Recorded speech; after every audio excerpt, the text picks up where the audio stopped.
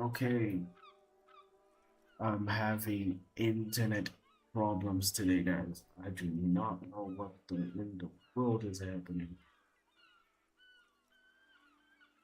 I do not know what in the world is happening. I know that you guys are buffering, and I know that for some reason my internet doesn't want to work today. It was working fine today, but hey, we live, we live, we live. We all can see my mouse move. You can see me doing the options. Okay, let's talk to a net. Oh boy, these issues. Can't control this, but hey, I'll find a way. I'll find a way to fix this eventually.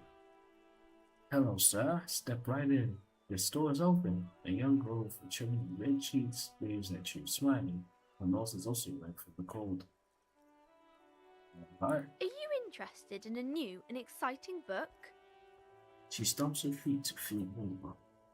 What kind of store is this anyways? Is it okay is it okay if I ask you some questions? Okay, sir. I'll try to answer any questions you have. I hope they're about books. Sorry, I'm thinking about books. So what's your name? My name is Annette, sir. My mum, her name is PhiloSofie. She owns the store. She's inside minding the register or organising the stock. Well, the gazes at the window and suddenly jolts, eyes wide as if recalling something. Feel free to step in and browse our wares. And you're standing out in the cold because... I'm signalling that the store is open. Otherwise, people might not know. They'd miss out on the crime, romance, and biographies of famous people. I should have a word with the store. Such a good trooper you are. Really waiting a valuable work.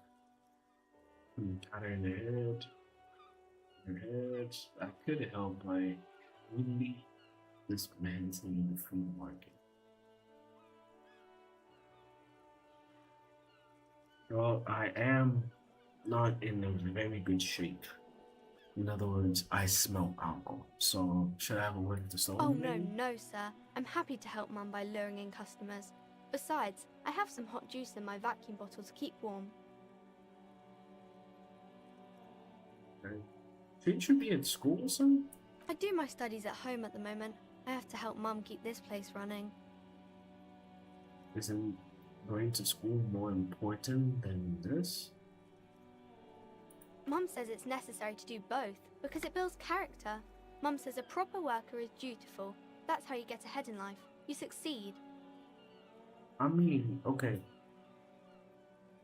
I understand the perspective, but it's also good to balance things for now because everything you do learn at school, sure, you're going to be using them, later in life, right? Like everything I learned in primary school, it's something that we do be using, day to day. And that is something that, it builds character. It builds character. And as much as like kids, like even me, I didn't like going to school very much, but building friendships as well, getting to connect with people, that's also something that is important. Not that now what Snnr doing right now isn't really wrong per se, and what her mother's idea is wrong, but I want to try and say is you gotta balance things. She could be going to school and doing this as a side gig, like go to school and then after she comes back from school she helps the store and then at night she studies. But at least she's studying at home, which is really good. But it's always good to balance things and set priorities. There is stress and unease behind these words. She's reciting etiquette. Okay. So she doesn't really want to do this. She wants to be doing something else. That's okay. That makes sense. Mum says it's peachy. She was a little afraid at first. There's talk about this house being cursed. Cursed? What way? Cursed in the way that makes them say that no business has ever really thrived here, sir. That they all go... Bankrupt. Exactly. But we've been doing fine so far. Sounds rather serious. There's probably nothing for They shouldn't be, but they seem real. Anyhow, they say that these grounds are doomed for businesses. It's just regular trading and selling things, child. Doesn't work out for these people. They're not doomed, but your mother should learn from their mistakes. Of course, sir. What's this? You got a new thought? Oh, we completed the lonesome. Oh, nice. Wait, did we? Oh, we didn't. Or did we? I'm not even sure we did. No, we didn't. We didn't. What is crime business? What is romance? Who are these famous people? Oh, kings and queens and generals of old, or artists and writers, or musicians, those kinds of people. There's usually something extraordinary about them. She scratches her cold, reddened cheek. I think that's why people read them, to find the secrets of their fame. Seems like most people who read those books fail to get more famous from reading them. Yeah, because it's one thing when you read about somebody's, like, how they got famous and going through the same journey, because it's impossible to copy someone else's life. Imagine me copying the life of, Elon Musk or something like that, I can't be in the same situation as him. I cannot. I don't have an abusive family. I don't have like my parents are still together, right? They're good and stuff. And, opportunities for everybody is different, And when you read somebody, you get inspired, but it's their journey.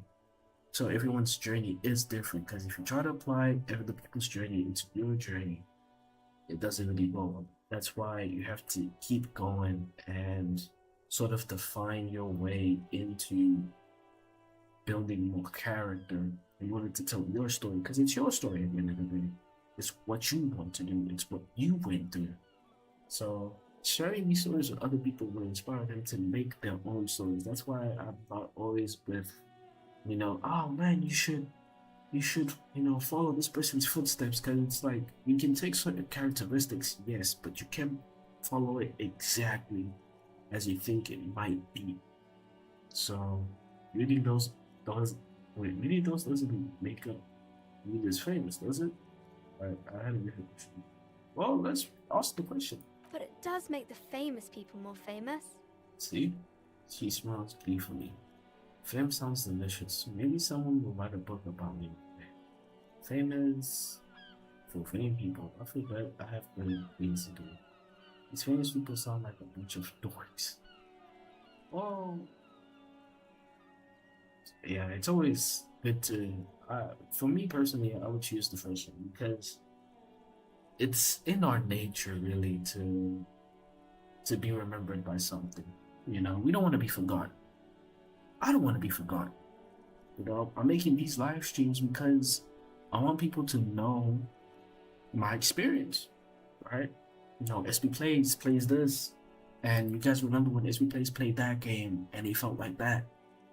I play these games so I can sort of express not only my thoughts, but also share my experience with, people, and everybody that is involved, that joins this, eventually or sooner or later, they come with the expectations, or not the expectation, but they receive a vibe of like, okay, this guy's chill, and playing certain games that have certain lessons behind them, you can connect with that.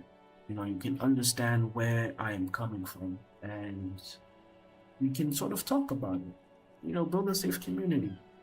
So fame is something that sounds nice, and it makes sense, because we don't want to be forgotten. I don't want to be forgotten. and we strive to do something that is gonna stay in the history of humanity, at least for people. Because I know that 100 years from now, I'm gonna be dead, right? There's no way in 100 I'm gonna be living for the next 100 years, right? If I do, I at least know that hey, I tried doing this and I built a community and people that are here for the vibes or are here to enjoy the journey and to just be nice with one another and build sort of like a communication community. So yeah. Fame sounds delicious. Maybe someone will write a book about me. Why would they do that, sir? What the hell is that question? Because I'll be a superhero god in the papers and everything. That'll show. Why indeed? I'm just an old time cop. What you said? Because I'm a superstar cop in the papers and everything. That'll show. That's so cool. Maybe they'll make you a book cover picture and everything. Standing over a dead body, holding a gun. Okay, no, that's doing too much. But that would be cool though. I won't lie. What is the crime? What is this crime business? Crime fiction is about murders or burglaries or things like that, and the work of a policeman or a private detective who's trying to solve a crime and catch the criminals. Wait, not crime fiction. I need to know what crime is. Okay, why would anyone want to read about crime? Okay, that's It's exciting to people, I guess.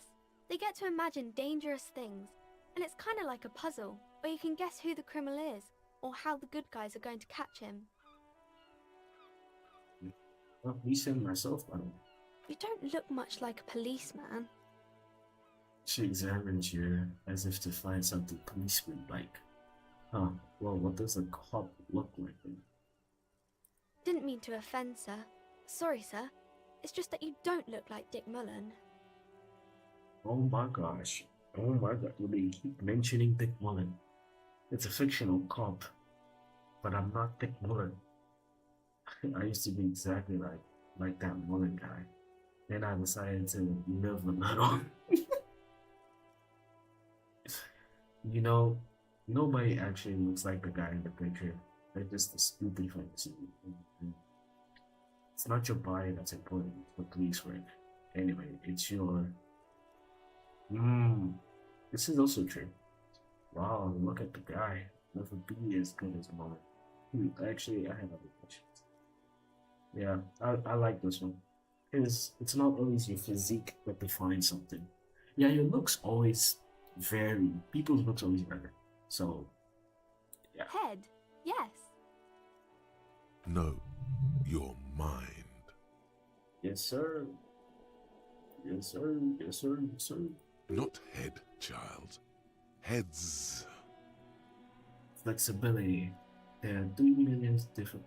There are millions of different people out there, and you have to get into their heads. Sometimes you gotta be the killer to catch the killer. A Quicksilver mind. This Mullen guy looks like he needs 4 hours just to come up for someone like you. You know what? Flexibility. When you think about how someone would be, you know what? No, I think that's one. Because you adapting your whole mind to emulate someone whose behavior is kind of difficult itself. So yeah, Quicksilver. No, he's wicked smart in the stories. Easy though. Sure, when the author does all the thinking for him, the real policeman has to think and act on it. Like you, sir. Of course. He's just a fictional character. He's no match for you. Maybe you can show me some real police work, sir. Like in the books. Okay. Composure challenge 12. Okay, I'm going to deduce something up. You failed to What? deduce anything substantial. She waits intently. Oh no, I'm gonna use a bunch of horror here. I'm a detective. I deduced that you are a girl. I deduced that you're very small. Actually, I'm sorry, I can't deduce anything. It's okay, sir. A small disappointment was over, but she promptly gets over. It's okay. You disappointed a small child. Well done, champ.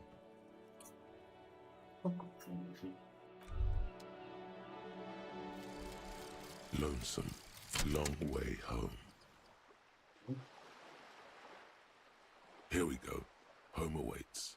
Walk past Station 41 and through the market, past the Boogie Street spearhead to the other side of the lake, the frozen eye at the center of the district. Wait, this is Then, a home? past the video rental store on the corner.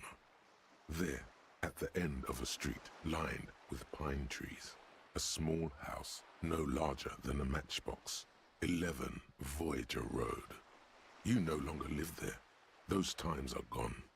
And so are those people. Why did you come here? Why are you still here? And where's the dealer? You have to get back to work.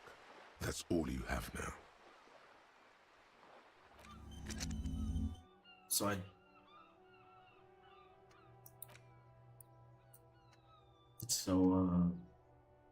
I'm actually homeless.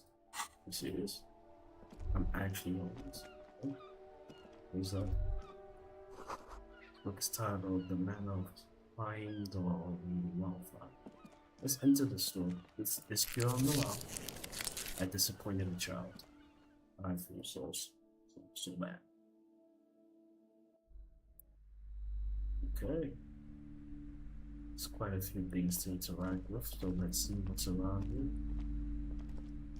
The display rack is brimming with worn paperbacks featuring an extremely muscular, sword-wielding barbarian on the cover. Nearly all the titles contain the word Hyundai somewhere. So tell me about these. What's in that box? We throughout the display box. Rows and rows of Hyundai men blur your vision. You make out some titles. Man from Hyundai and the Mammoth Riders. Man from Hyundai, Return to Hyundai. And the solipsistic Man from Hyundai and the Hyundai Man. God, how many are there? Maybe 100. Man from Hyundai and the sages at the end of the world. Man from Hyundai and the false god. Man from Hyundai and the scorched earth. Man from Hyundai, the Hyundai colonies. Man from Hyundai and the swamp beast. Man from Hyundai and the snow crabs. Is that all? Not even close. Oh my Man from gosh. Hyundai in hell. Man from Hyundai and the forest of slaves. Oh my Man gosh. from Hyundai under the lake. Forest of Slaves. Man from Hyundai, Hyundai burning. Okay, now that's There's not even creative. the Trial of Death, a pastel combat game book set in the world of Hyundai and so much more. Oh my gosh. Pain threshold. Do any of these books call to me? Nothing of interest. Only silence and the cosmic background pain radiation. Right. Anything else? If it's more here, I'm going. Okay. Let's give books again. Sports magazines tucked away in the corner. The book collects nursing recipes of Erda. They're all about the great times. Let's go up here.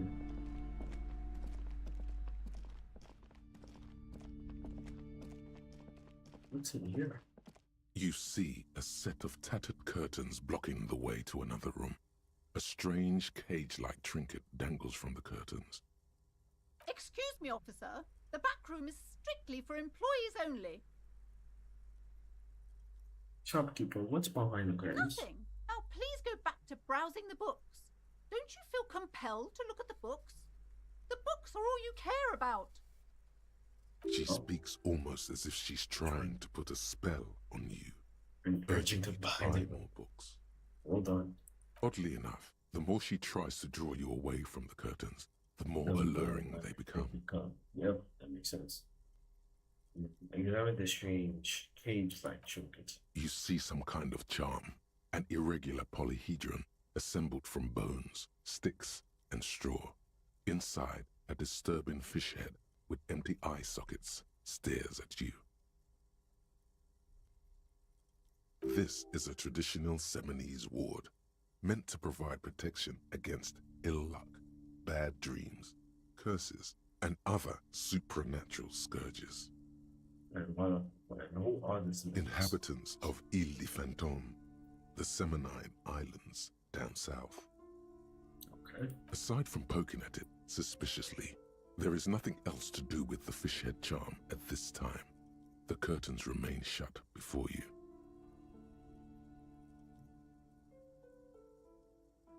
Let's ignore the curtains for now and let's talk to the shopkeeper. What is your name, man? Welcome to Crime, Romance, and Biographies of Famous People. My name is Plaisance. Plaisance. Okay, Plaisance. Be welcome, and please take responsibility for the energy you bring into this space. Before we go on, you seem to be well off now. Can you give me some money? I feel there won't be any opportunity to ask later. Sir, don't be ridiculous. I certainly will not give you money. I would be doing you a grave psychic disfavor. One has to earn one's success, even if one is a police officer. Handouts are nothing but manipulation. All they do is make you dependent. Certainly there are good things to be said about dependence. It would forge ties between us working people. Good practice of fighting on common enemy. You misunderstand me. I am a powerful feudal woman. I demand treatment to season of tradition. Yeah, alright, what kind of business relationship would that kickstart? Excuse me, I don't even know why I said that. Lapse of professionalism that does not represent my values. Well,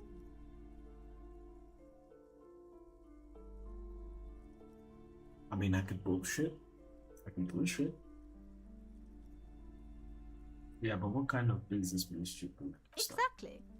In this kind of business relationship, I could come and critique your work any time. I could demand things from you, limiting your creative freedom. We wouldn't want that. Okay, so you're the owner of this store. I am the proudest owner of our little shop of culture. Her voice is high-pitched, as if to give it more penetration. There you go. What if I want to buy it? No. The girl outside mentioned that this place was cursed. Cursed? Who said It that? is cursed. Annette? I will have a word with her. This place is not cursed. It has a robustly magnetic energy. Good for commercial activity. My business is thriving, sir. What in God's name is she talking about? I could ask the same question. I could ask the same damn question. Your daughter is the one standing outside of the store, right? Annette, yes, my daughter. I hope she wasn't slacking off again with her nose in science fiction. Tell me, was she at her post doing her job like a proper girl? No, she was down walking, you piece of shit. Well, it doesn't matter. Tell me something else. And what else can I do for you? It doesn't matter. I'm not gonna portray me. Look, that girl, you can tell that this lady plays songs, right? Yeah, this lady, she be putting a lot of pressure on me. And she doesn't even want to be doing the same thing. So I don't blame the daughter for trying to be a good girl, because she knows how much of a mouth her mom could be. Hey, I sort of get it. I've been there as a kid. Sheesh. What if I want to buy a book? Goodness, you were already doing good, browsing the shelves. Why'd you stop? Don't you feel compelled? Go, go. Get back there. The books await you. Some simple books to you. Take a look. She smiles and nods, seemingly relieved. Oh, and now yeah, let's open this. Let's open these curtains, because if she's The hiding curtains, something, tattered with age and covered in dust, hang before you, as if taunting you. Just as you're about to pull apart the curtains, the petrified voice of the shop owner cries out once Petrified? more. Sir, don't touch that. I told you it's off limits for the customers. Her hands are closed around the pendant, her fingers nervously playing with the talisman. Parapsychologically speaking, we're done if you decide to open them. I won't be held responsible for the consequences. It's too dangerous. She looks away, mumbling.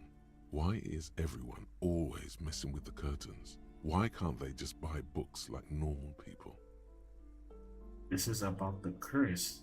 That's why you're afraid? No, it's just a storeroom for the employees, I told you. Now please step away from the curtains. She's almost begging me. Ma'am, this is different. I'm the police officer. I need to get in there. But I sense this place calling for me. I must investigate beyond to their soul.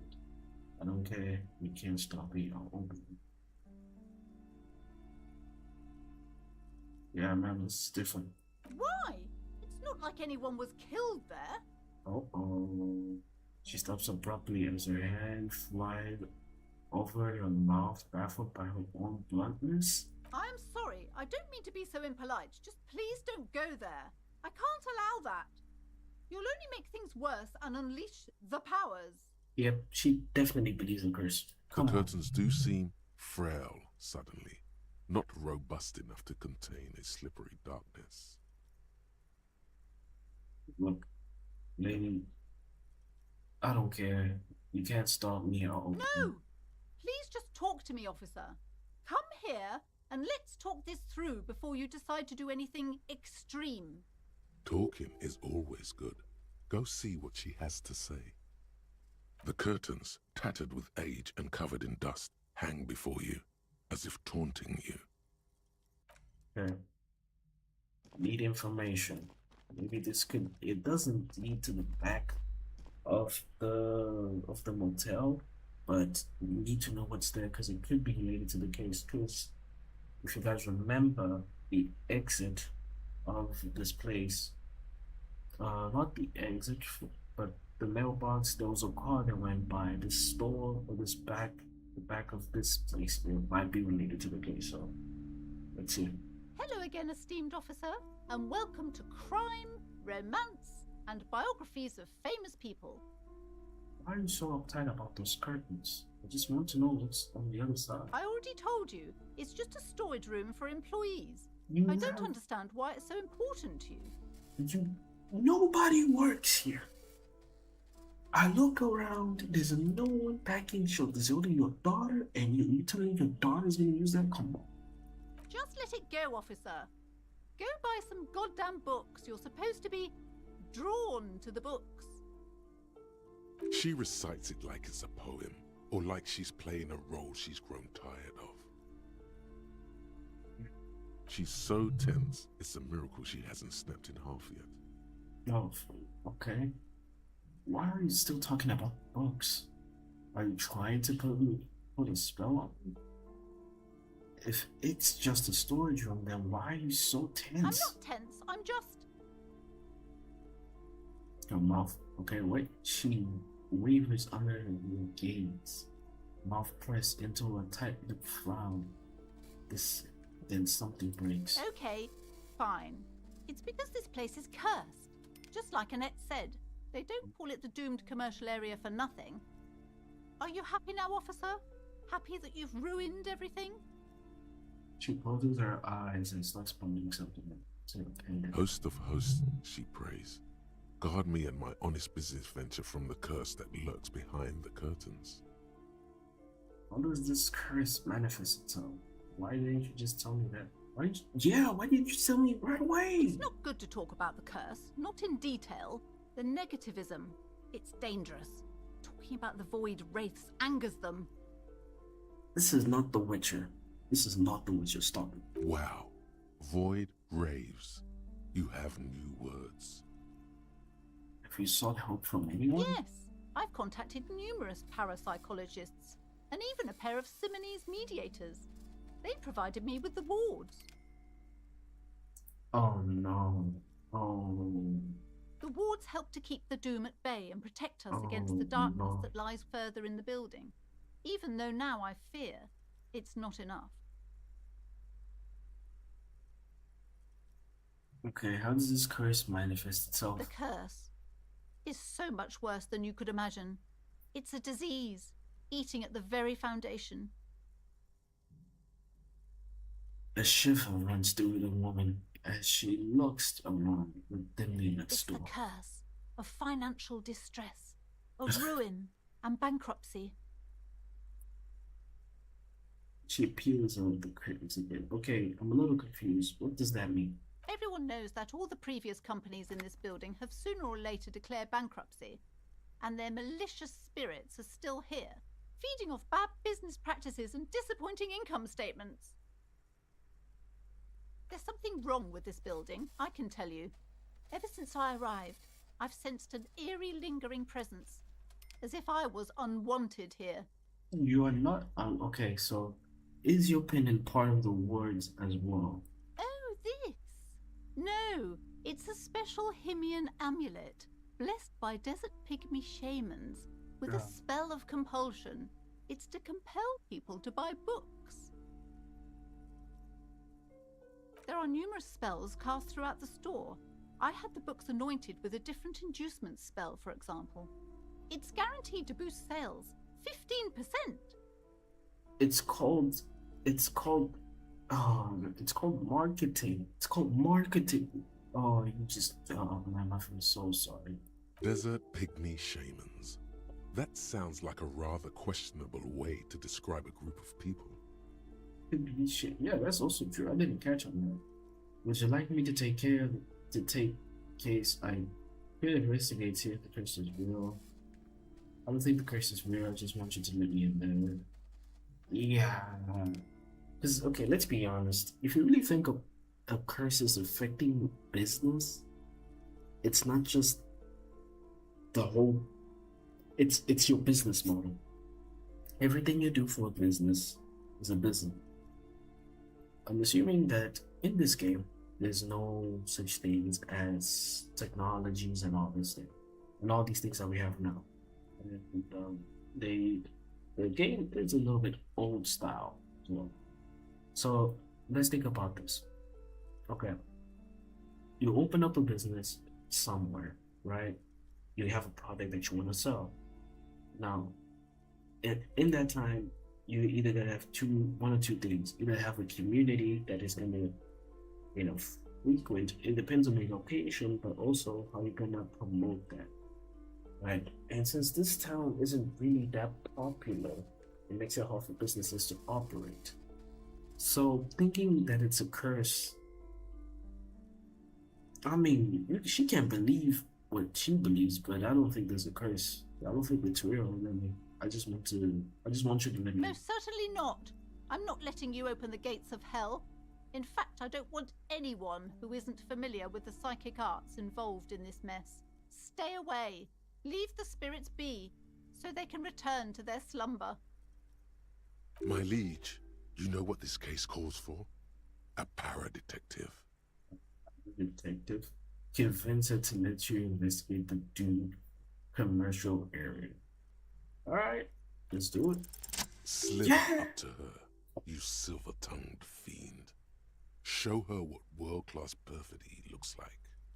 Yes, sir, we won't let him wait. What if I don't want to lie? Ma'am, I came here to help. I've handled paranormal situations before. What if I don't want to lie? You're not lying. You're giving her peace of mind. The means are thus justified. Okay.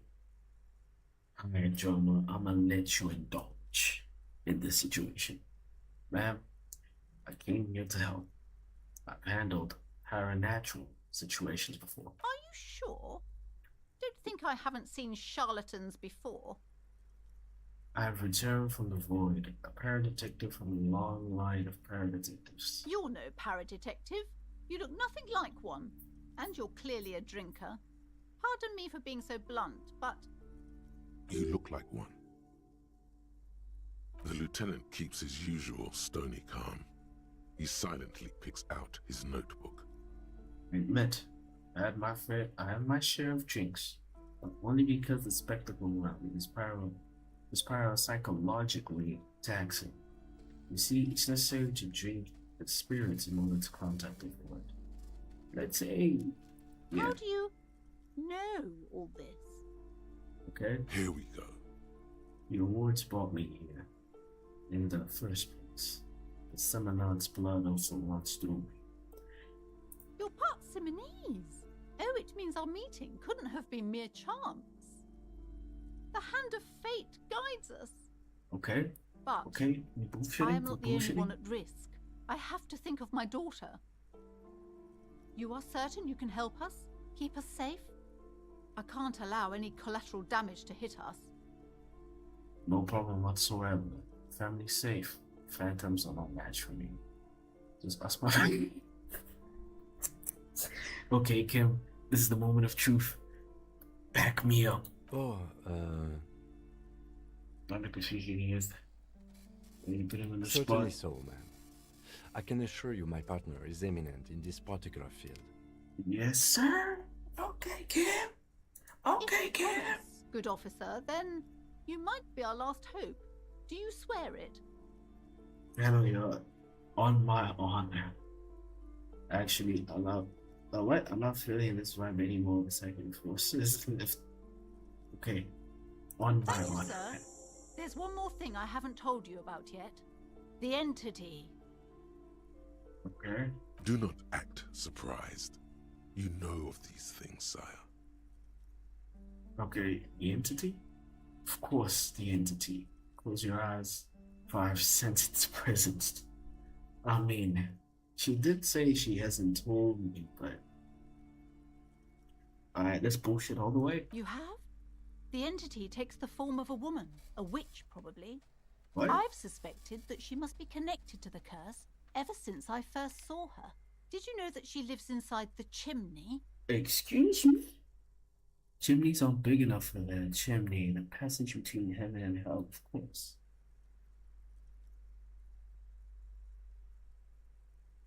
Wait, are you saying that there's someone that lives here? Wait. Okay. Let's calm down. Let's calm down. Let's relax for a bit. Okay. Chimneys aren't big enough for that. Chimney.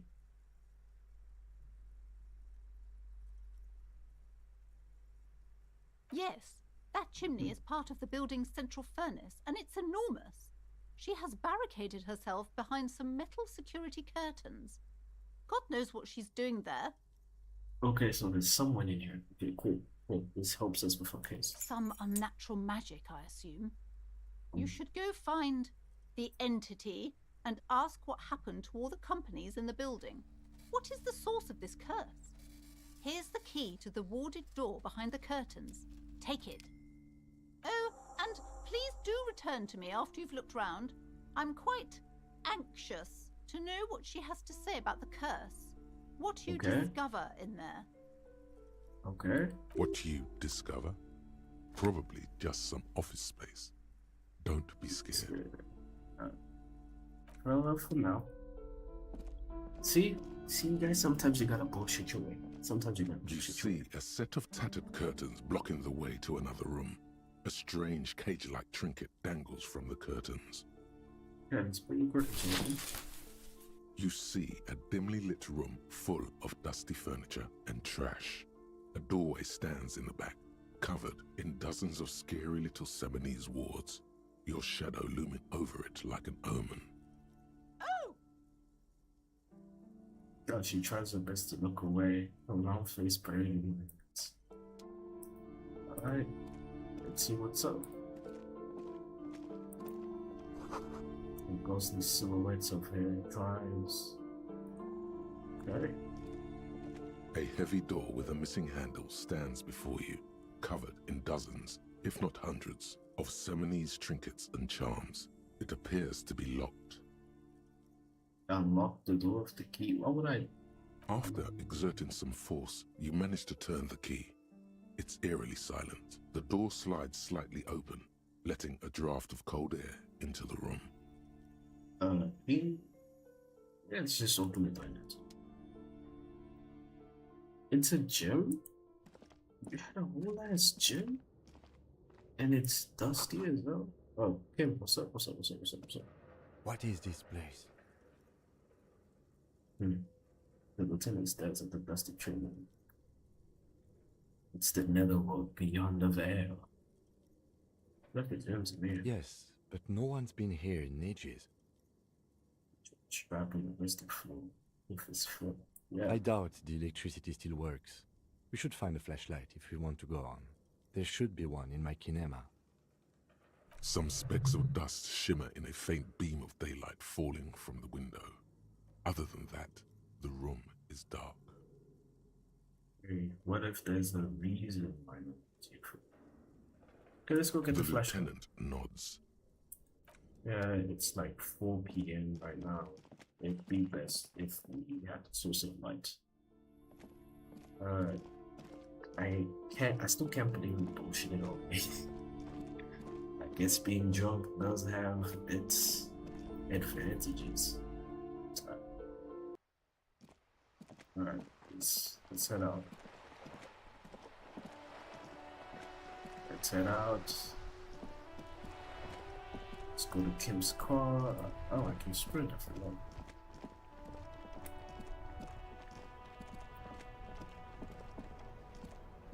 Inside, you see a set of steering levers, a radio microphone, a pull-out toolbox, and the soft glow of a metallic drawer slides out from under the seat and clicks. It's robust, weatherproof, and well-made.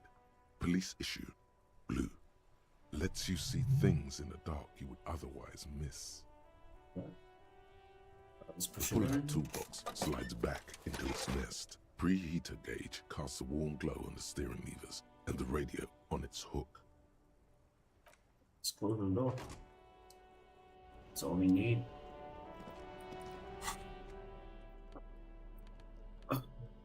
Tools and flashlight. Hello. Let's look at that. Let's go put it inside for now. We have no more ideas. Oh. Okay. Let's go.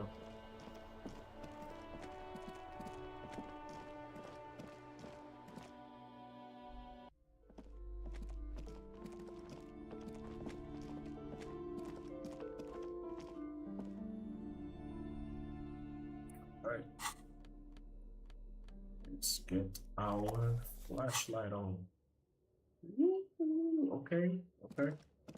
What can we interact with? What's this? A sharp pool ball. Very cool. Oh, a sharp pool ball. Also says city is forces. The rest is worn off. Smells like a little sweat. So no one cleaned the gym. Oh my gosh, look at all everything.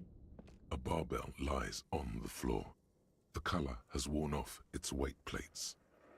Ew. It's 60 kilograms. Your triceps hum at the sight of these weights. Show the world what kind of beast it's dealing with. Lift them. There are no collars on the barbell. This is a safety hazard. Oof, I could get injured. And I don't have a lot of health. I'm not gonna look in the picture. There are no collars in the doorbell. The barbell. You're right. The weight may fall off. Better not touch it then. Yeah. What kind of bastard would just remove the collars? It should be a felony. Actually, I don't really care about safety and it should be a felony. It would be a violation of EPIS safety regulations if the gym was still operating, but it isn't. No one's supposed to come here anymore. I mean, I'm not gonna lift this, but low 8% chance. I ain't gambling.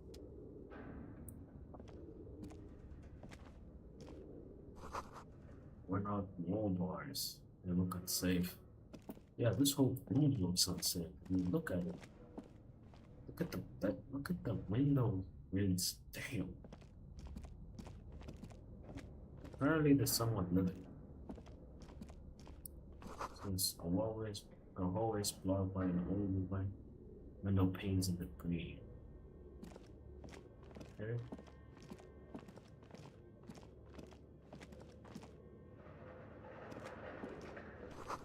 All the animals staring through the dark stuff, and at least this I'm with Kim. A large stage full of strange liquid. Yeah, you know that's musty. Hell no. Airship rollers covered in spider webs. they remind you of names. Oh, they're mannequins. A naked mannequin torso, a strange yellow color. But where are the clothes that they used to display? Money. We need money. What's that?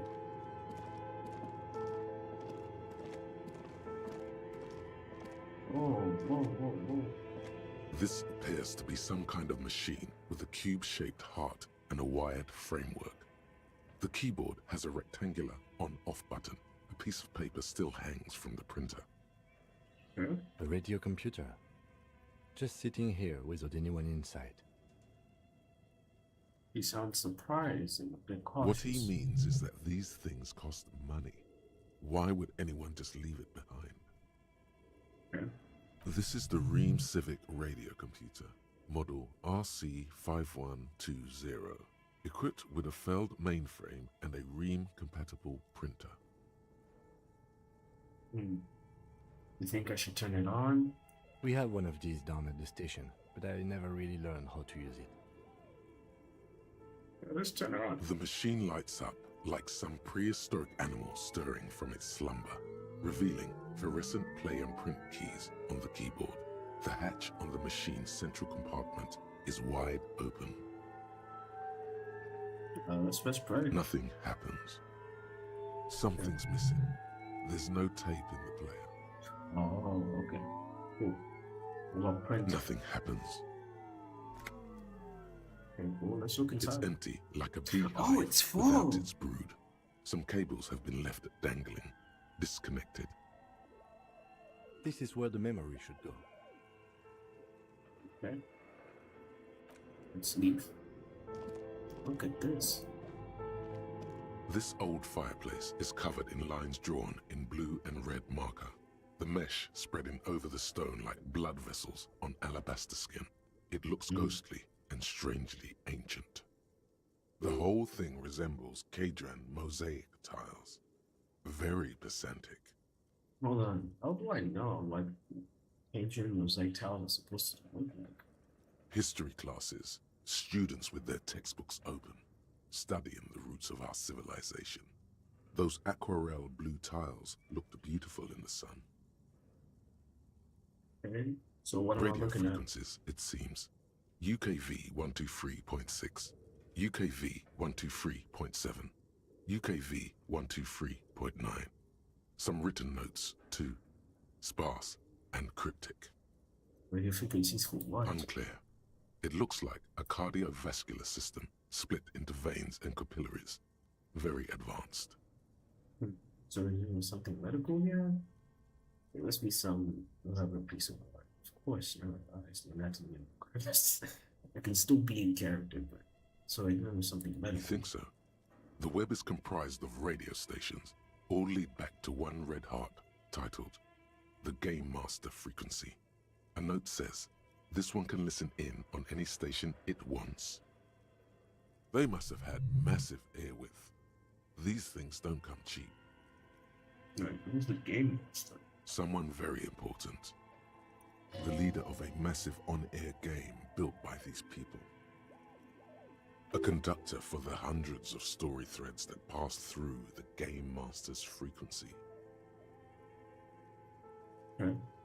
If it's a game, then who's Whoever playing? decides to call in to a call-in station, it looks like. A list of names under the stations suggests people across 6 Isolas would be playing. Muindi, Insulinda, Kotla, Grad, Samara, and even Ilmara. That's very interesting. There's no way a little basement studio working here could pull anything like this off. My Okay. God. It's as if the less money they had, the more ambitious their project became. Loss of airworth alone must have been huge. Exactly. This schedule, I know doom when I see it. The company was running out of funding. Nothing. It's just lines on marble. An echo from times long gone. no one has used the fireplace in ages. What about this? Your flashlight slides over an old green chalkboard covered in scribbles, sketches, and schemes like some ancient cave mural. Some of the writing has faded with age, but you can still make out sections here and there. Photos and drawings have been pinned to the board. What the These drawings? lithe, pointy-eared creatures appear to be different types of welkins. You make out autumnal candle welkins casting wax-based magic. Wax Translucent based? welkins with organs shining under their skin. And What? even ether welkins hailing from the vast emptiness of sidereal space. Okay. You should adopt one of those welkins as your persona. No longer a mere man, but a welkin. One of the welkins, towering among the rest, appears to be different, however. Examine the walking. This isn't good. It's Vara Hamira, a high welkin, his face white and scarred like cracked marble. This is clearly a welkin supremacist.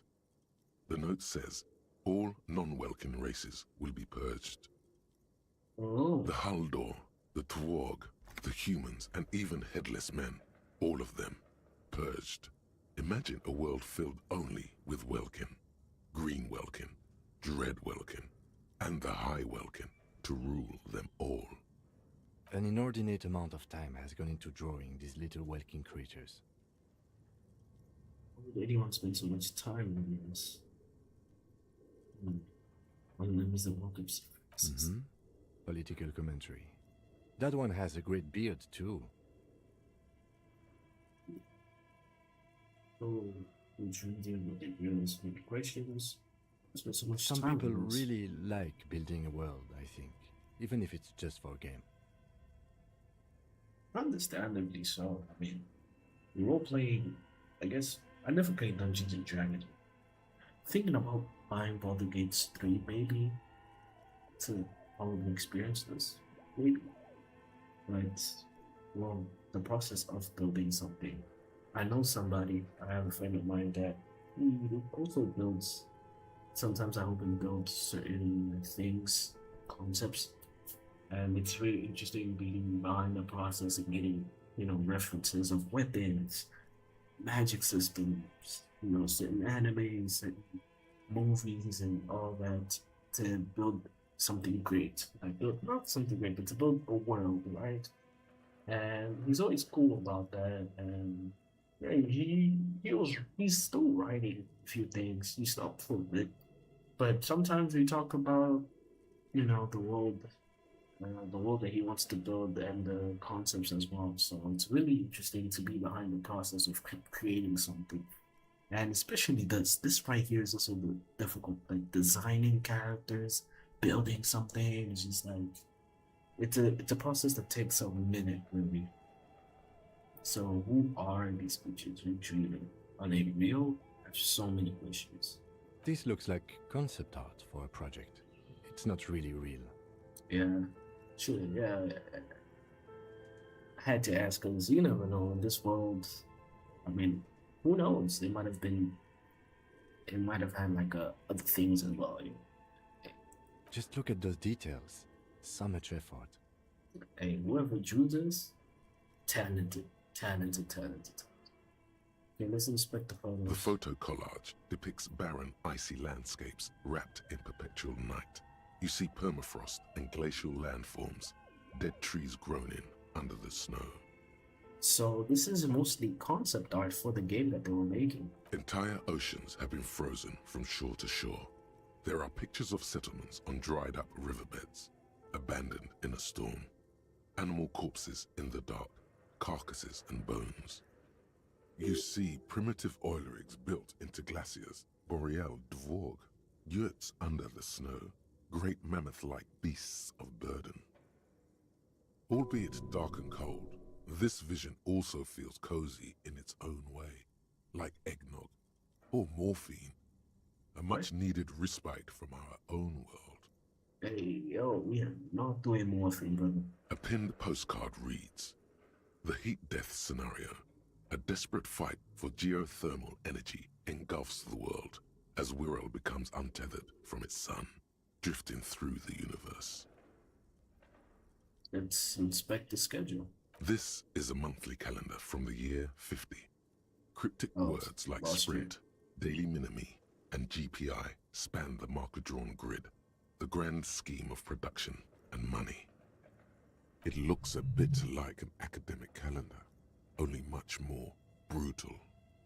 Minimi stands for a mini meeting.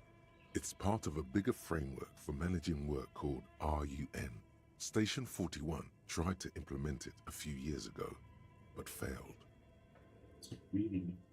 What happened? As time goes on, the numbers in the boxes grow rarer and rarer. The board becomes an empty snowfield in the final days. Only failure and regret dwell in this region. Looks like they didn't make it.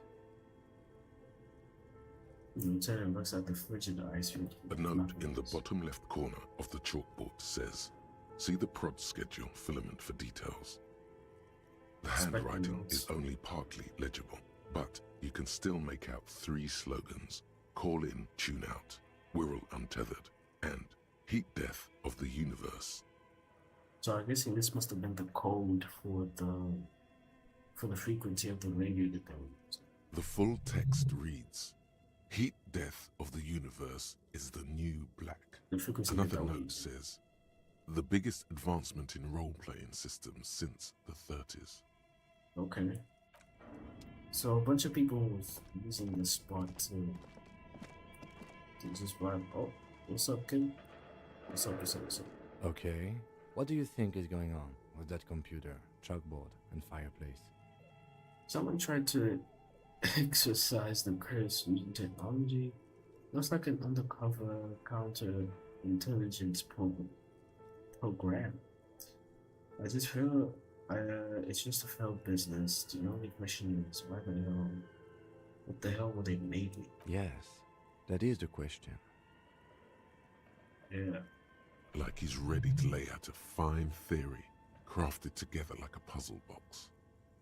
It looks like one of those popular pen and paper role-playing games. I Only knew these it. people were trying to automate it, make it work on radio computers. Oh, so that makes sense. How are they planning to do that with the frequency? True calling Yeah, stations. None of the players have to be physically present. Anyone in the world can participate in the game, as long as they have a two-way radio. Then there's the Game Master frequency that listens in on the smaller calling stations. I think that was supposed to coordinate the stories, functioning as a master of ceremonies of sorts.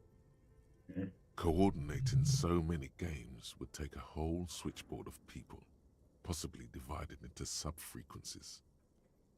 So, has anyone ever done this before? Not to my knowledge. They make automated games in Grad, Messina, Königstein. You know, places with industry. Not in Revachol West, among the ruins. So, Revachol really is like the uncared for child. Oh, wait. But I don't think anyone has attempted to create an interisolary game before. We just don't have the technology.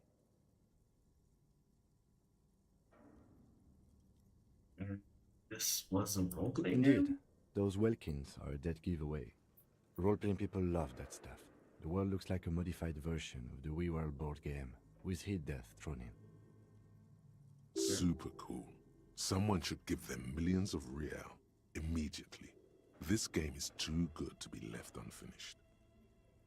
It's something that's interesting as well is when, let's say, there's a game that you want to play but you can't because you don't have the resources, so you find a way to make your own version of that. And I think that's what's good about indie games nowadays because, AAA games, they're not as good quality, like good storytelling, etc., right?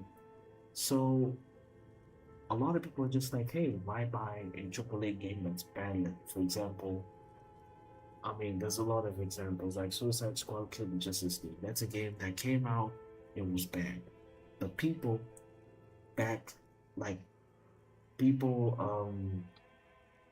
from other generations, right? They were able to make something that was better, you know, that is better. For example, well, Marvel Rivals, even though they're not the open world, they still have a battle pass that you just buy cosmetics, and the cosmetics are good. They're fire.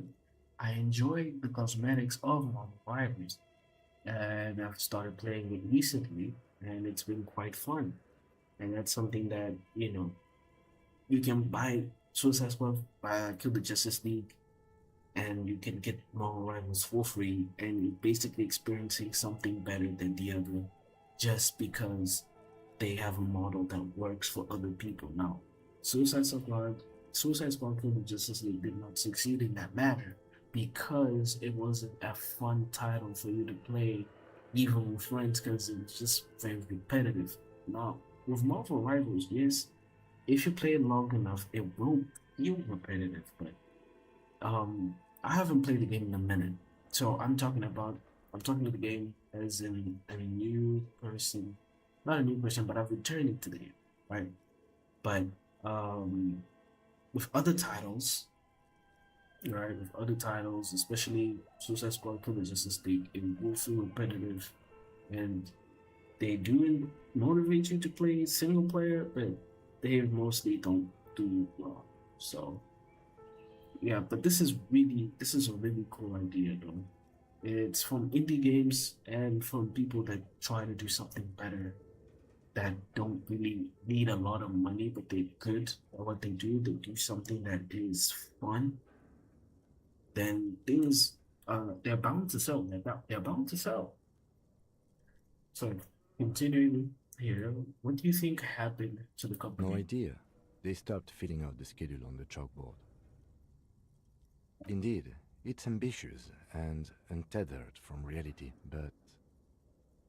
It takes a thinking. They were insane if they thought they could do this. It was just a play to cheat money out of the inventor's pockets.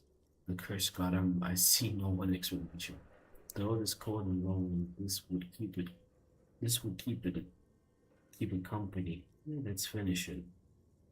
Do we have any money? Let's give them more money so they can finish it and make it even bigger. So I'd say it was just a play to cheat the money out of the inventor's pockets. I don't think so. I think they genuinely believed. So I'm diving into your room, perhaps how it was. Okay, let's keep moving. Yeah. Okay. We got one skill point. Cool. I believe that maybe we should get endurance. Take down blows, don't let the wolves kill you. Yeah, let's do endurance. Except exchanges. But even so, this is cool. This is cool. We get to see remnants of people that actually tried to do something different. Blue, velvet, and soft to touch, mouth bitten.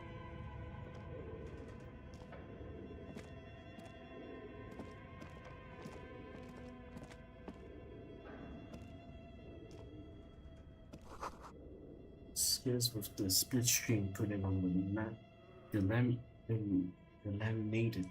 laminated. Okay. What's this? What's this schedule?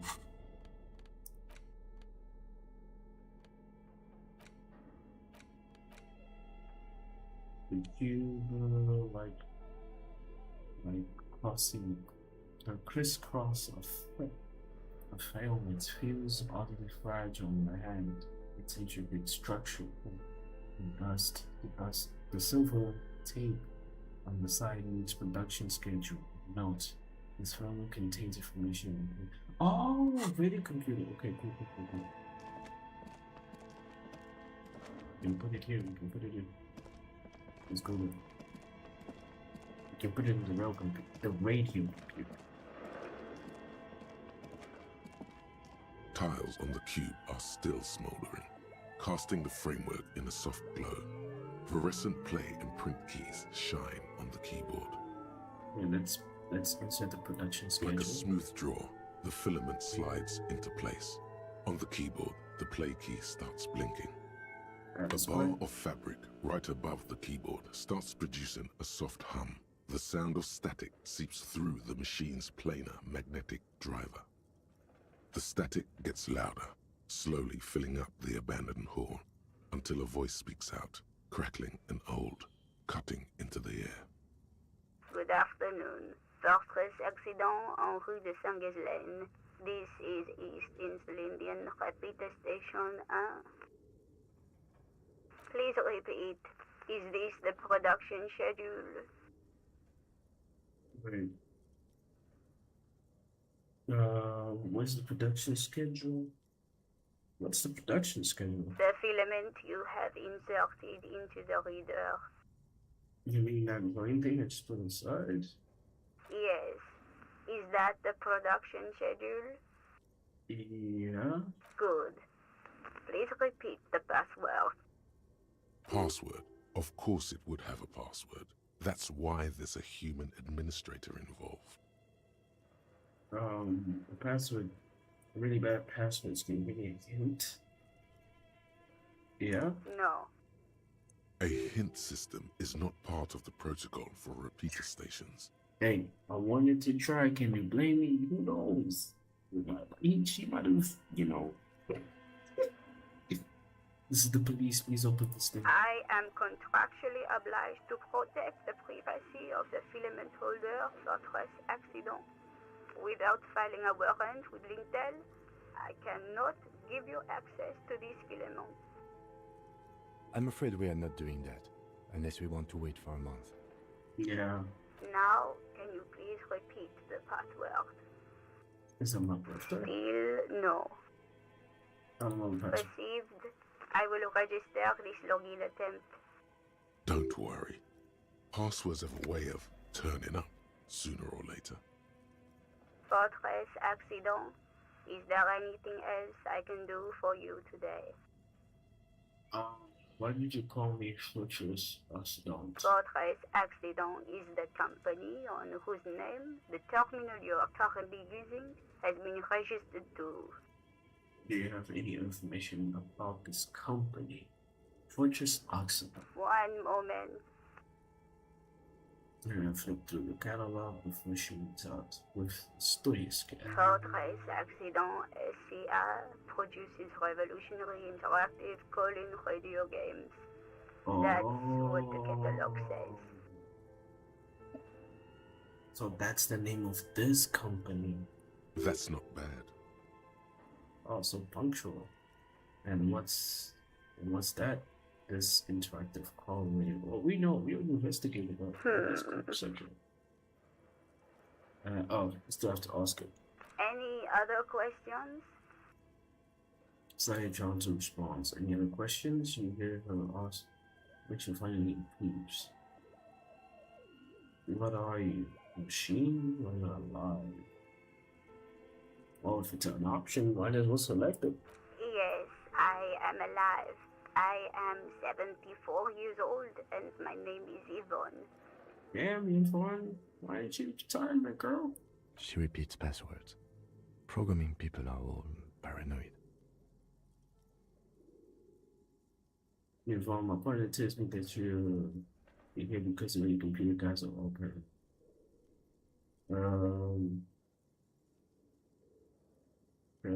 Okay, but where are you? How did you know where I am? I work as a repeater at the East Insulindian repeater station. It's my job to know where you are, Fortress accident. As for me, well, I am sitting in my cubicle, surrounded by a wall of radios. Now, please tell me if there's anything else I can do, Fortress accident. Okay, that's all for now. Thank you, and goodbye. Okay. Tiles on the cube are still smoldering, casting the framework in a soft glow. Fluorescent play and print keys shine on the keyboard. Alright, there's a store here. Scribble across the notebook, developers of the most advanced RPG in the universe. They really believed in this. Now I want to know what happened. Okay, let's enter this room. Whoa, what is this place? Holy hell. What in the... What's in here?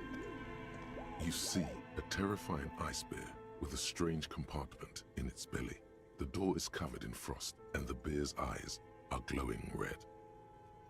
The bear looks oddly realistic. Is it taxidermy? Is this thing? It looks like a giant iceberg. The lieutenant doesn't answer. His eyes are glued to the animal. A sharp slice of light shines out from its mysterious belly door. Let's crack open the door. A gust of freezing cold air rushes to greet you. You hear a low grumble as the bear regulates itself. This is the inside of a refrigerator. So y'all decided to just... Okay. The lieutenant takes a peek inside. His hand has found the holster of his gun. Okay, Kim. Okay, Kim. Let's look The inside. shelves are empty. All you see are crumpled ice cream wrappers with the brand name, Revachol Ice City. A handwritten note has been attached to the door. The fridge is huge. Take the note from the door. Examine the ice cream wrappers in there. It's the giant bear ship. Okay, what is a giant bear ship fridge doing in the bags of the refrigerator? Let's take the note from the door. You pocket the note and the little fridge magnets keeping it on the door.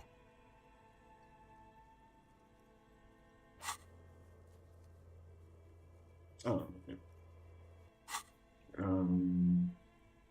What is a giant bear ship fridge doing in the bandit cell in the first place?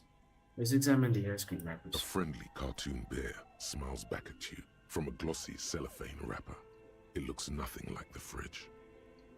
The paper still smells of vanilla and chocolate. Okay, so what is a giant bear ship fridge doing in the bandit cell in the first place? Good question. It looks like an ice cream fridge. The lieutenant reaches out for one of the wrappers and studies it in the light. So they've tried to sell the ice cream for this hyper carrot carnival. I know. What an unfortunate marketing choice. What is even worse, the bear is still costing them money to this day. What? The lieutenant points into the red snarky cable running from the fridge. The fridge buzzes with energy. The electricity bill on this thing must be catastrophic. Bro, imagine. I can only imagine. Okay, so there's power there. We're gonna touch that later. Or interact with it. There's a furnace A here. thick layer of coal dust covers the furnace, coloring it pitch black. And what is this thing? Is a furnace? Looks like it. Looks like an old central furnace used to heat the building. It's connected to the chimney. He opens the door and gingerly peeks inside. No one has used it in ages. No signs of any recent fire. Only dead rats. Smear your hands up. A lush layer of coal now covers your skin, sinking into the wrinkles. Your hands look ancient. Maybe you could paint something with this coal. Leave a cave painting for future archaeologists. No, that would be stupid. What would I think it would A hollow ring echoes through the furnace. Your toe hurts. Hey, wanted to try that.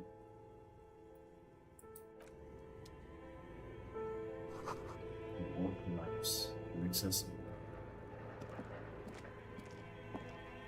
My hand's now dirty, but I did see this. Money! We got magnesium. Okay, let's check this out. An ice cream maker. Defrosted. Okay. What's this?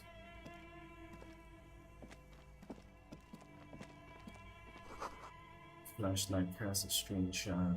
There's a hidden doorway here.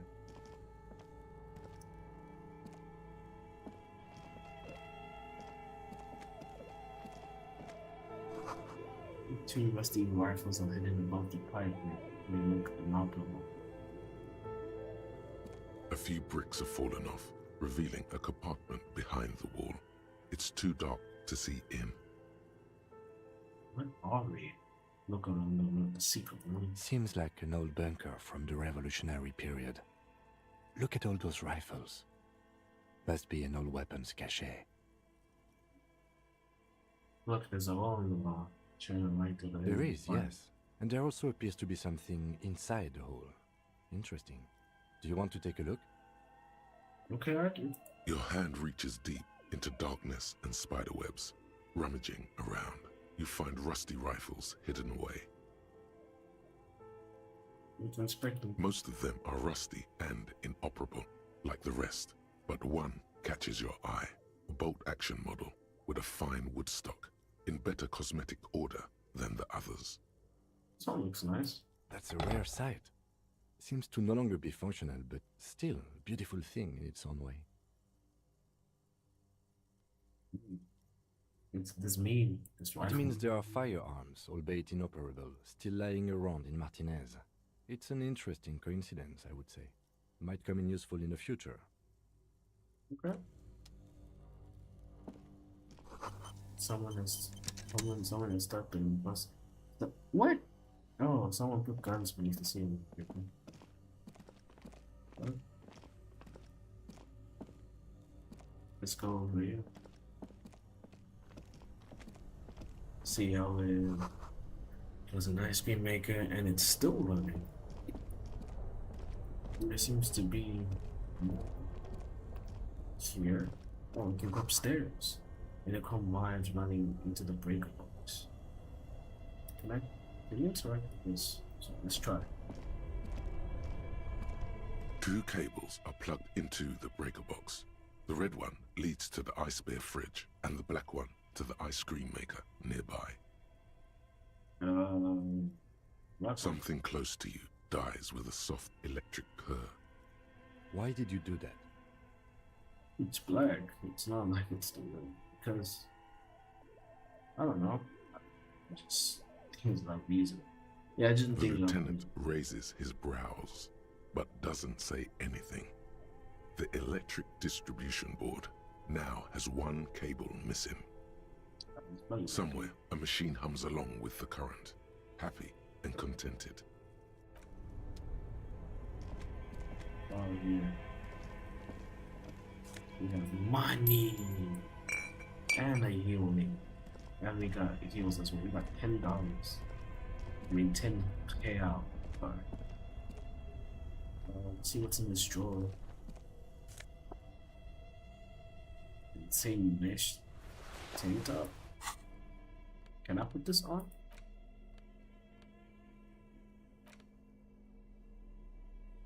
Clinically insane.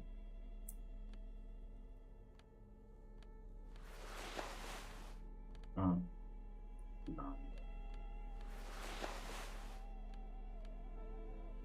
You know what? I'd rather keep this shirt even though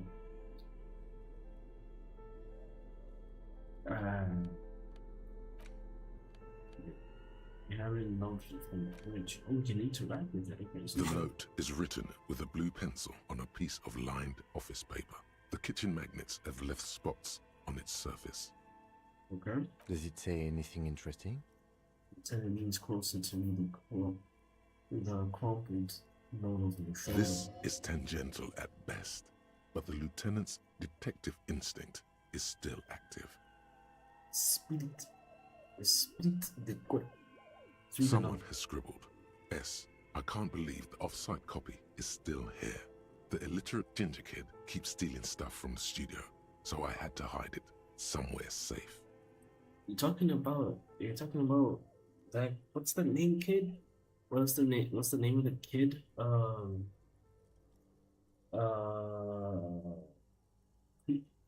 Kuno. Yeah. Kuno was here. You find the filament memory with the off-site copy in the frozen ice cream maker. Please take it home, ASAP. It's important. I'd do it myself if I lived in a civilized place with a freezer. Take care, Suliswaf. Find the filament memory in one of the offset copy frozen ice cream machine maker. Wonder who wrote that. Looks like someone from that radio game company upstairs. I'm a little surprised they just left their property lying here. Maybe they had to leave him unheard. That's a plausible hypothesis. Remind me again, what's a filing memory? It belongs inside a radio computer, storing its memory. It's like a tape. You listen to disco tapes, right? It's like one of your disco tapes, only for a computer. Okay. So who's the illiterate ginger kid? Some local miscreant, probably. There are tons of them running around in Martinez, ready to stir up trouble. We usually dispatch our junior officers to deal with them. Okay, good. Do you have any idea where the frozen ice cream maker could be? I don't know. I assume it's somewhere close to the ice bear fridge. Didn't you see one right next to the breaker box? Yeah, that's true. Can we open it? Or do you have to turn it off to open it? You have to turn it off to open it. This orange machine is buzzing like an old submarine. It has a hand-cranked ice cream churner on top and an electric freezer that appears to be frozen shut. Turning the crank feels oddly satisfying, like stirring your childhood dreams. In the distance, you hear water dripping. You slip your fingers under the frozen lid, but the ice is too cold for you to get a good grip. A pry bar would come in handy here. No, this is going to need something else. Some kind of super pry bar. Don't even try to open it with a regular pry bar. You're just wasting your time. I have a pry bar in my kinema, in case you want to try again. Though it might be that my pry bar isn't strong enough for that lid. Yeah. It ain't strong enough. If. Oh. I wanted to go upstairs, bro. Goodness. Lady, you have a whole cellar window. People's feet stuff shuffling by on the street. Lady, you have a whole ass gym above your bookstore. You could be making money. Wait.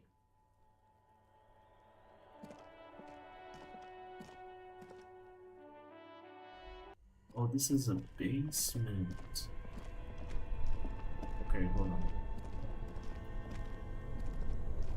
First of all, since it's on this Two cables up something close to you died. Why did you do that? I don't know. The lieutenant raised it. Now let's try it with it.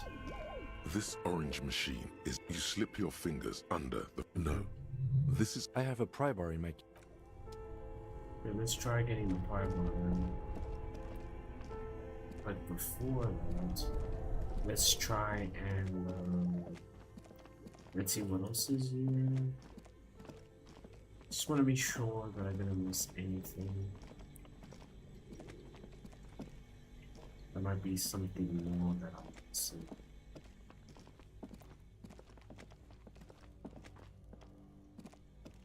But this is real cool. I don't think yeah, I think we're good.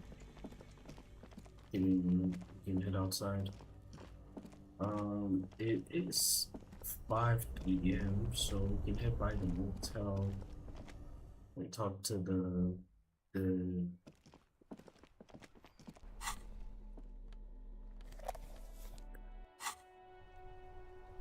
let's try going to the motel real quick. See what's up. Because this should be open, no? Right? Wait, there's someone here. Who are you?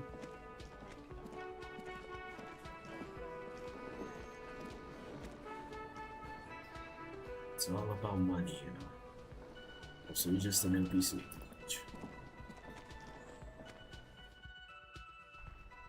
Oh, they did say that sometimes they do show up, sometimes they don't. But okay.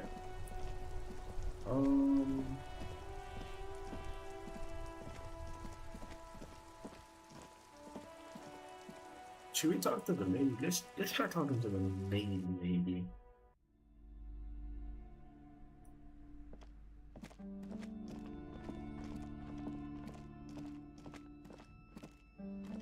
Yeah, let's try talking to the lady.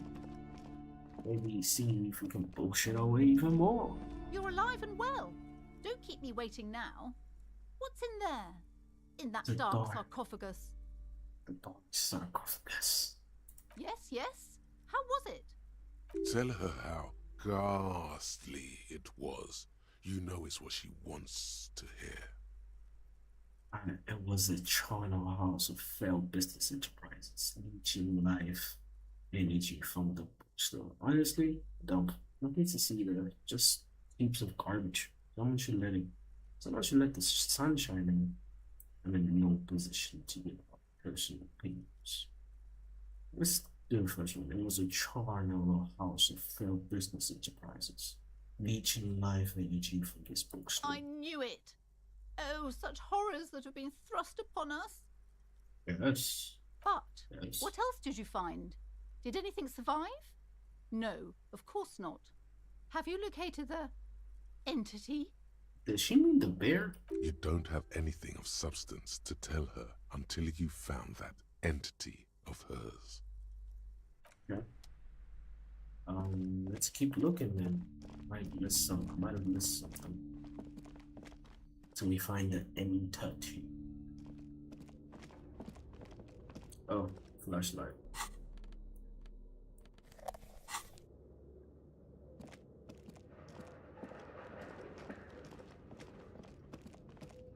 Something here.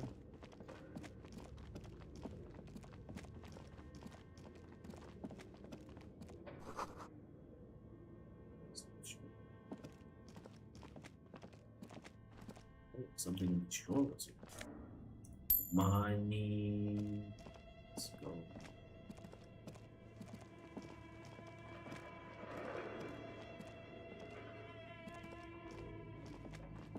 What was in here?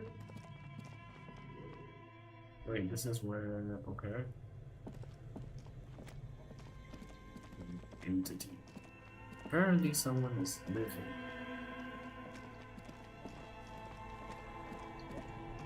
But before we proceed, there probably is something more. Aha! I knew it. There's probably something more here. An iron safety curtain curves before your eyes, folded like a bellows. It covers half the room, blocking the way into a colossal industrial chimney.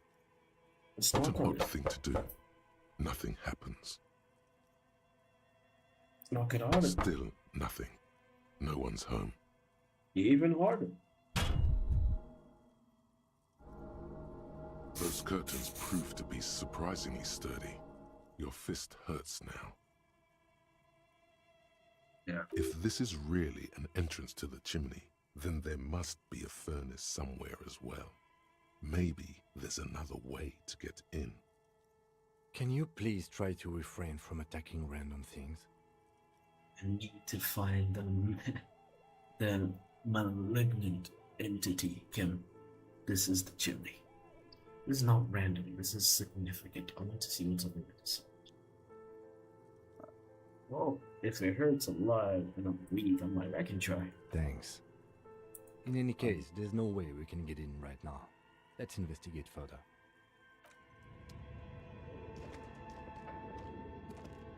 What's this? She was in a puddle of melted sea. A floating. This postcards from the Delta 51.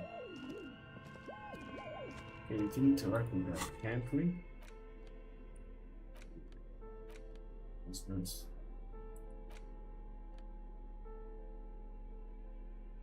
So you can sell this.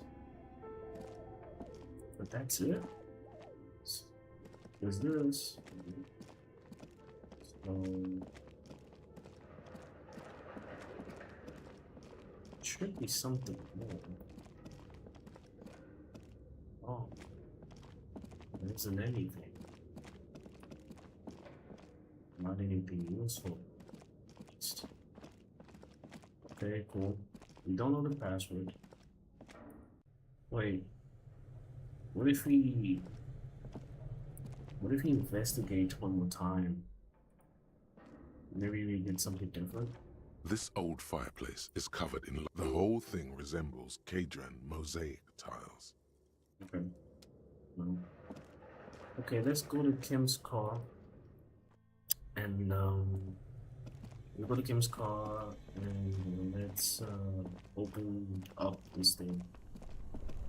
He might not have the physical strength to do so, but it's at least worth trying.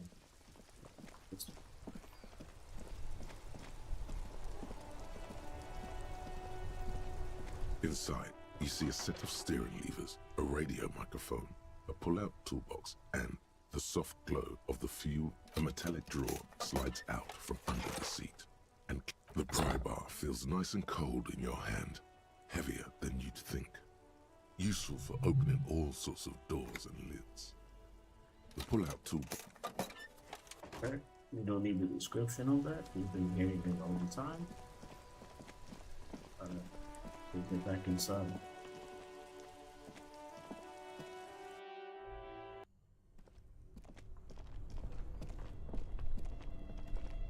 This orange machine is... You slip your fingers... No. This is... If you want to try again, then you need to have the pry bar in your hand. Oh, my bad. Equip my the pry bad. bar by going to the Tools tab in your inventory. From there, you can equip it to a held slot. Okay. Thank you, game. Thank you. It's the antique rifle. Oh my gosh, a lot of money. Can I hold it? In the left hand. There you go.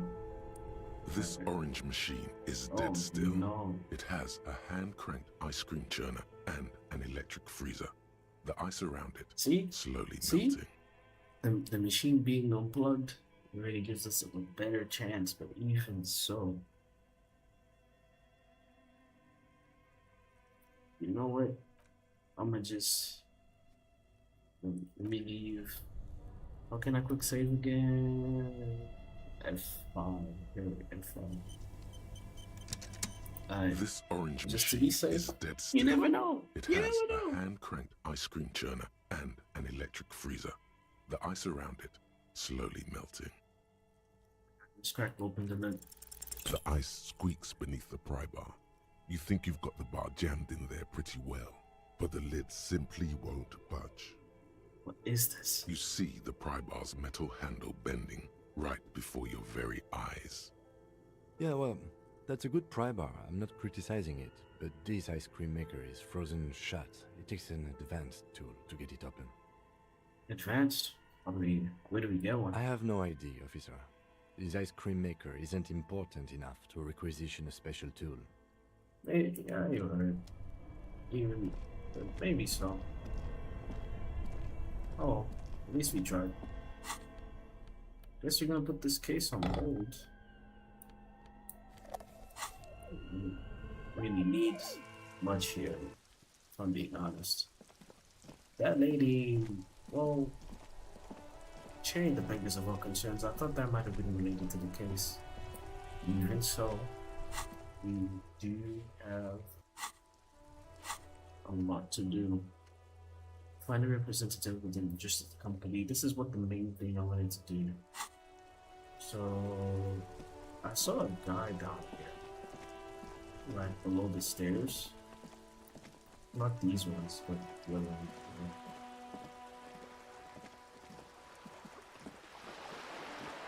This guy good. Oh, we can go this way. Let's go this way. I've been kicked out of every joint of revenue show. Oh, good job to you. You hear distant squeal of Snnr. I mean, we do live close to the oceans. What's this? Money. Come on, the nice studio. And the yellow plastic bag. Jeez.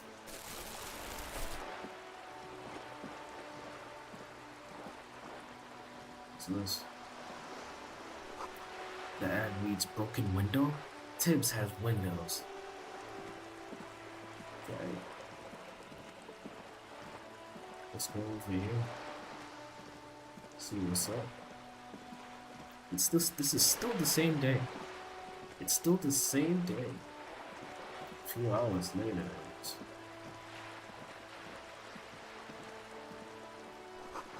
Normally camera surveys the area. Different to your approach. Damn. It's a little entrance here. Wait, is this where the girl is at? Okay. It's here. The garden hose won't give any use until the snow melts. There must be another way into the building. Wait, there's someone here. Hey, what's that noise down there? Smoke or this thing. So, oh, could be a way to stop him. You see a young man on a balcony nursing a cigarette. His eyes have been following you for a while. Not looking for any trouble, officer. He says in a quiet voice, despite the cold. His shirt hangs and buttons from his shirt. How do you, what? It's the voice of someone who has something to hide, my liege. You're hiding something? Speak up. This is the police. No trouble for me. You wanna know what's going on here? I don't want to be seen talking to the gendarmerie, if that's okay. I just want to finish my cigarette. Don't let him go. This could be your witness. The balcony has a great view of the whole thing. So from the balcony, he could have seen what had happened the day that he was hanged, that the guard was hanged. They go, actually, the gendarmerie really needs to talk to you. Is it really that important? Like a nervous cat, he keeps stealing looks at the neighboring windows. All right, but make it quick. Once I finish this cigarette, I have to run. Okay. Looks like you've got a good view of the Worley's backyard. Can you tell me anything about the hanging? I can tell that you finally got him down. Thank you. It was quite a disturbing sight, even by Martinet's standards. What were you doing last Sunday? Oh. You had asked me that, didn't you? Wait, is someone else investigating the lynching? I'm pretty sure I did. No, not you. Some more muscular type. Oh no. Not the big guy, not that guy, come on. And when did you speak to this more muscular gentleman? Lieutenant takes out his little blue notebook and writes something down. Last week? I don't know. Look. He looks around the courtyard again. Way patterns on the window sills and the dead house plants. Too late to do them anymore. It'll take more than rain to bring this place back to life. You didn't answer the question. What were you doing last Sunday? Yeah, we gotta press him. I had a friend over. What kind of He friend? was my Sunday friend. What's your friend's real name? Did he see some? He doesn't reply, gesturing no with his cigarette. Under the grey sky, the neighboring windows are streaked with rain. Can you tell me your name? My name? My name is Martin Martinez. Wow, your parents were creative. That's definitely not his real name. You're not actually called Martin Martinez, are you? No, of course not. Could you please lower your voice? What do you have? I have to come up here, my guy. No, So we won't. he takes one last shot of the cigarette before stumbling out. Now, if you'll excuse me, I really need to get going. Well, let's convince him, even though it's slow. This Oh, isn't a shit! pleasant time for questions. Oh shit, Who knows who might be watching Oh my from God. a distance? hidden behind the curtains. Oh, this is a question. Hey, listen. Look, I'm just trying to make things okay again. Can you need to get somewhere else? For a moment, the man on the balcony seems almost vulnerable. Something moves in the depths of his feline eyes. Compassion and a hint of understanding. Let's go. Even though we had a low chance, we still did it. I am sorry, but I really don't have the information you're looking for. His voice is soft and deliberate. Look on his wrist. He says his word, but saying. But, hold on. What's that? For a split second, his hand lingers, as though gesturing towards a stone placed right next to the front door. It's a sign. Good luck with the investigation. Okay. Alright, thanks. Thanks for that. Why are you walking like that though? What the hell? Okay, anyways. Okay, cool. He's gone. We should run after, see where you went. No point in running. Tenements like these often have multiple exits. If he doesn't want to talk to us, then he'll know how to hide himself. Yeah, you're right. He didn't have anything important to say. He could be a witness. Him or his Sunday friend. Either way, we need to look into that muscular type who's asking about our case. Wait. Is the muscular guy the same dude that had the beard? The buff guy? No, there's two buff guys that we know. We have the one that's on the bridge. Not the bridge, but the gate. Right? I think his name is Musclehead or something like that. Or Hammerhead, I mean. And then we have the other guy that's the worker that's protesting against him. So one of them probably is involved in this case. He did leave us a sign. Did you see that? Yeah. He wanted to draw our attention to that stone right over there. The lieutenant nods towards the small. Okay. If we find a way inside the building, we can ask around for his apartment. Okay, let's do A stone like any other, lying in a whirl of sleet and mud. Maybe there's something under it. There's a key beneath it, rusty from the dirt. Yes, sir. This must be for the front door. Pity doesn't have the apartment number on it. This building has many apartments and the man can be in any of them. How are we going to find the right one? We'll just have to go in and see. Okay, let's put the stone back. Chairs and tables, eaten by rain and rot. Ooh, what's this?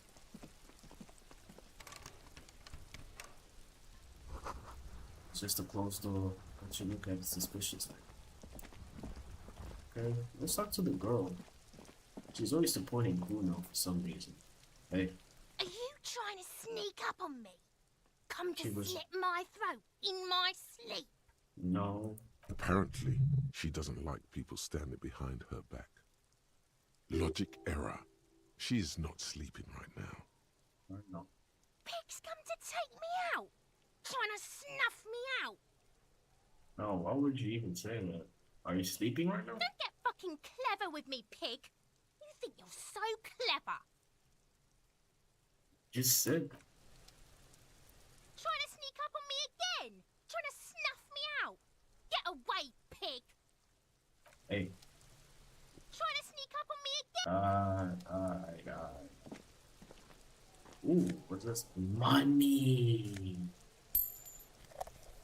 And more magnesium. Okay, cool. I can't interact with this. This is a wall on the side of an apartment building. Hey, what's up? Yeah, I had a notification of that. Yo, what's up? Hello, guys. What is up, everybody?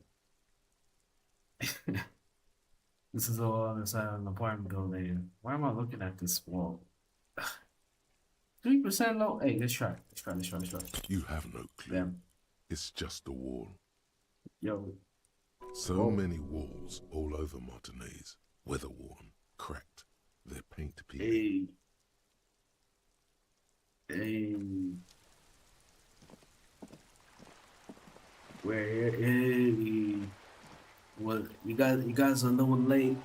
You missed on a little bit of side quests, but hey, we are now trying to right now what we're trying to do is interview the Wild Pines rep to find out more about the company who owns the harbor, basically. So there was a little side quest that I did before, but now we are going to be focusing on the important matter.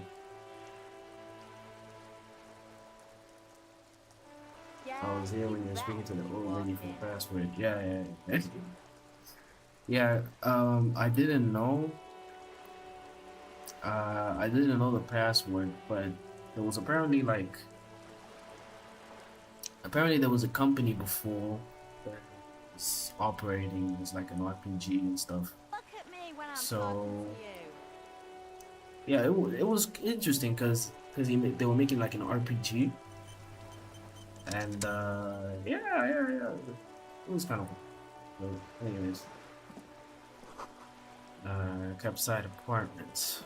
So now we're trying to find who done it. We now know that someone was asking questions about the case that we're investigating. Me and our boy Kim. Our boy Kim Kitsuragi, right? That's his name, no? Yes. Kitsuragi, sir. Yeah, we're investigating this. There's someone that's involved in this. Someone who's been asking questions. So we're trying to find out who's the person that's behind it all. Yeah, you better keep walking. And who is you? The streets will flow red once more. A great torrent rushing down Rue de Esperance. You wait and see. If I'm live on Twitch, not really. Well, mainly I'm gonna be here for you in YouTube, live stream on YouTube for quite some time. Yeah, I'm gonna be here on YouTube too, because I think it's better. It's a lot better than Twitch. Twitch is let's say different. It's a different.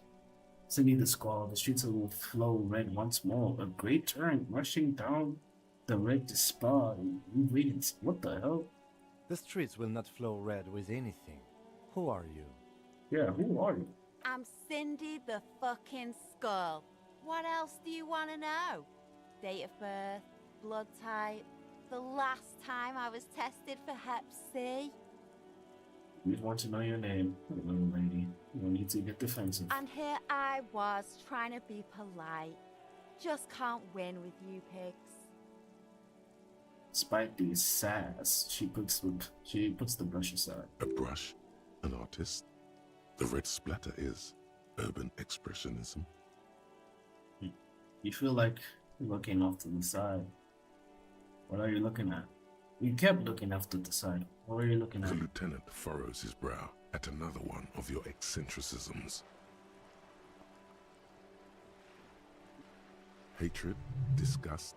It's difficult to tell which of the two is more present in her girlish features. Oh, so it's a lady. The woman on the boat does not notice her staring. That is on her. Someone's got to keep an eye on her. Why? Ozon is an archipelago 2 days' travel away from Rivershore. Its moneyed residents, used to posh restaurants and upscale boutiques, rarely have reason to visit Martinez. So, who is she? Probably the Wild Pines rep. We should talk to her. She's a professional negotiator, though. Oh, I have the feeling we she will found her. be very cooperative while telling us nothing. Oh, well, that's helpful. You should take the lead. Ask her unexpected questions, Do your thing. Don't be afraid to get a bit wacky. Throwing her off is our best bet. Good idea, piggies. Run along now. Fuck her shit up good. Impound that Damn. boat while you're at it. I'd like to watch her swim back to Ozon. Wow. Ozon is an archipelago of 2 days travel away from level 12, money, the business, partial strands of the time with cheese. And what are you doing to the wall? Can't you tell? I'm painting a beautiful mural, an aereo graffitio visible from low orbit. Okay. I haven't really started it yet. I'm waiting for the right words. She studies the wall, suddenly pensive. So, you don't know what to write? So why are you conveying the facing the building?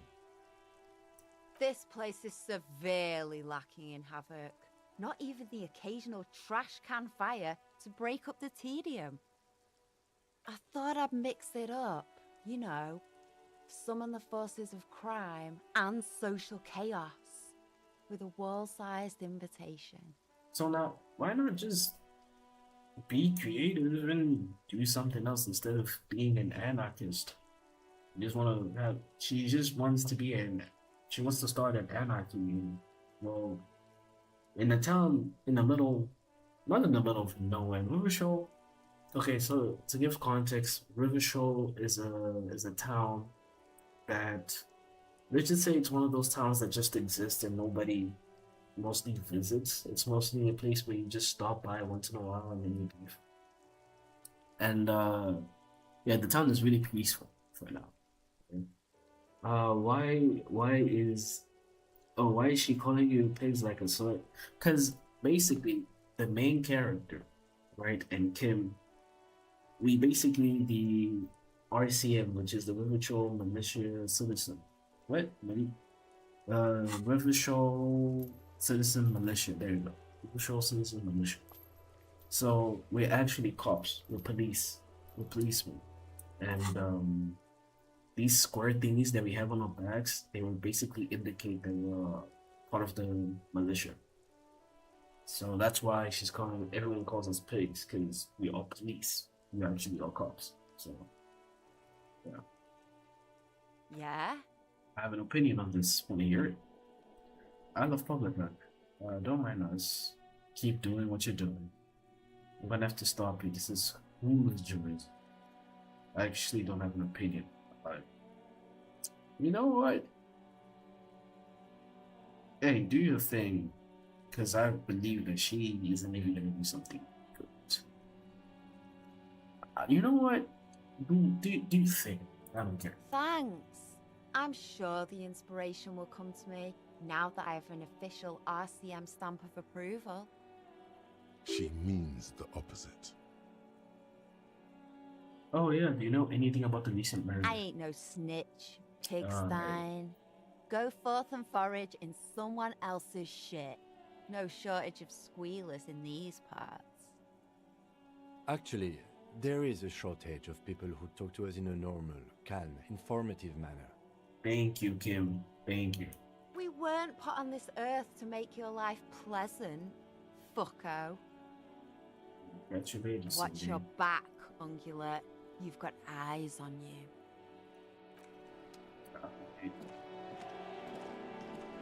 Okay, so we found her. We found the rep.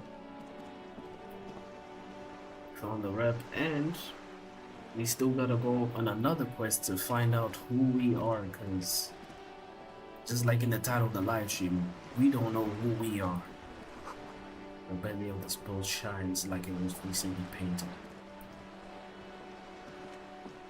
Is this a document reserved for residents of All Saints, Nations 333A? A striking woman leans against the cabin top of her sailing boat, smiling as you approach. Her green raincoat glistens with droplets. A silk scarf is tied around her throat. Yeah. Good afternoon, officers. I'm Joyce. Hello, Joyce. Joyce L. Messier. I represent the board of Wild Pines, the owners of the harbour. You gentlemen must be from the RCM. Joyce L. What does the L stand for? Leighton, my maiden name. Okay. A bony hand dangles from the sleeve of an oversized raincoat. RCM was that I'm a little foggy here. Okay, we know what RCM means. What gave us away? Nothing, honestly. I've said it to every drunk in town, and you're the first one who's responded. Relax. She meant it in jest. The sugar hand. I'm glad to see you here. Her grip is tight. Like steel. There is strength there. If she wanted, she could sink her nails deep into your skin. Okay, there must be some really long nails. I was dispatched to handle a strike, not a lynching. Anything I can do to assist the RCM in this matter, I will, gladly. Okay, cool. That is good to hear, madame. My colleague will take the lead on this interview. I should let you know that he is recovering from an unusual medical episode. Very unusual. But I can assure you of his ultimate competency. Now that's a homie right there. He's not a homie really, but he's really cool and helping in this situation. There's a trace of irony in his voice. Mischief, even. This is a tactic. It happens quicker than a shooting star. But did the lieutenant just wink at you? Okay. How interesting. I wish you a swift recovery. In the meanwhile, you have my full cooperation, and the full cooperation of the Wild Pines group. Okay. Tell me about the Wild Pines. What do you do? What we do? I'm afraid I don't speak for Wild Pines as a whole. It's a giant undertaking. There was a touch of discomfort there. She wants to merely represent. So what do they do? The Pines' core competency is logistics. Container shipping, freight, that sort of thing. See those airships there, blinking? Those are the shipping side of things. Okay. And that is the terminal. Another subdivision deals with energy, oil and gas exploration, offshore platforms. Oh, so you guys are shipping... The Wild Pines group is one of the original Revacholian Indo-tribes. Companies awarded royal monopolies by the king, the suzerain himself, centuries ago. The king is long gone, but several of the Indo-tribes remain. Okay. Who are the other Indo-tribes? Son-Baptiste, LEOWI, an unknown entity known as Brightest Star. You're in a good company, it seems. Why, thank you. She does not register the room anymore.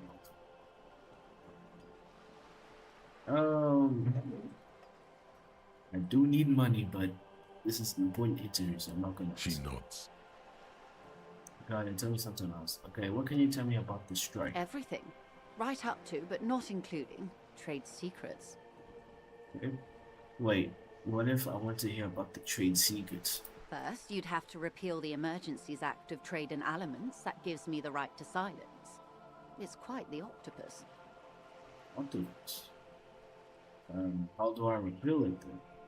Nah, an octopus, that was slave. Good luck is only kept in place by the vested interests of half the civilized world, including your own. Okay. What the ma'am means is that the Emergencies Act and the RCM both get their authority from the coalition government. So I have to go to the government and talk. You'd be shooting yourself in the foot, in other words. Yeah. But I am derailing us. You wanted to know about the strike. Yeah. What is your role in this precisely? I believe the official title is Senior Labor Negotiator. In practice, I'm a grocery clerk. I relay the union's demands to Wild Pines and return with Wild Pines' counteroffer. Okay. And how are the talks going? They're not. That's the problem. The union stopped all negotiations a week ago, after that awful lynching took place. So the union is stopping the Wild Pines from working? Wait, she just admitted that the lynching and the strike are connected. About a week ago. Ooh. Okay, that makes sense. Because the lynching happened about a week ago. Now they won't even let me into the harbor. There's a 2-meter-20 racist behemoth blocking the gates. Oh, you mean Measurehead? Yes, Jean-Luc Measurehead.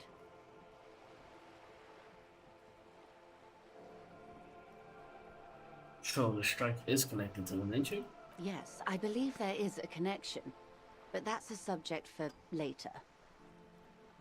Okay, so how are the talks going before the lynching? Let's say I was not making the kind of progress I'd hoped for when I first arrived. And when did you first arrive? I arrived 3 weeks ago. Yes, in the middle of February.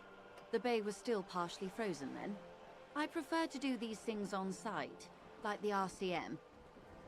But the strike began in December. I wasn't the original negotiator here. I took over after Mr. Gaumont hit a wall with Mr. Clare, the union boss. Mr. Clare refused to speak with Gaumont despite concessions he'd granted the union in prior negotiations. This isn't the first time the union has gone on strike? Heavens no. There have been 2 prior strikes. Both times the union won significant concessions, including overtime pay and a medical plan. This time their demands are more, I guess you could say, aggressive. Ludicrous even. It's meant. What happened to this Gaumont? Mr. Clare told him to... how did he put it? She paused to compose. Fuck off, midget. Gaumont is short of stature, you see. Okay then. Yes. Keep in mind, this is a negotiator Mr. Clare has worked with before, and who was more than fair with him and the union. What are the There are demands? leaflets everywhere, and banners. What did they say again? Oh yes. Every worker, a member of the board. Most of the workers probably don't know what that means. I don't know what to think about that. Over Bishop's call me frustrating. Seems like they have no idea about business. In its defense, another said, demand democracy. Pretty tame stuff compared to every worker, a member of the board. What does that even mean? It's quite simple, you see. Every time the Wild Pines group makes a decision, about what? About anything really, it needs the signature of each of the 2,200 workers in its Martinez terminal.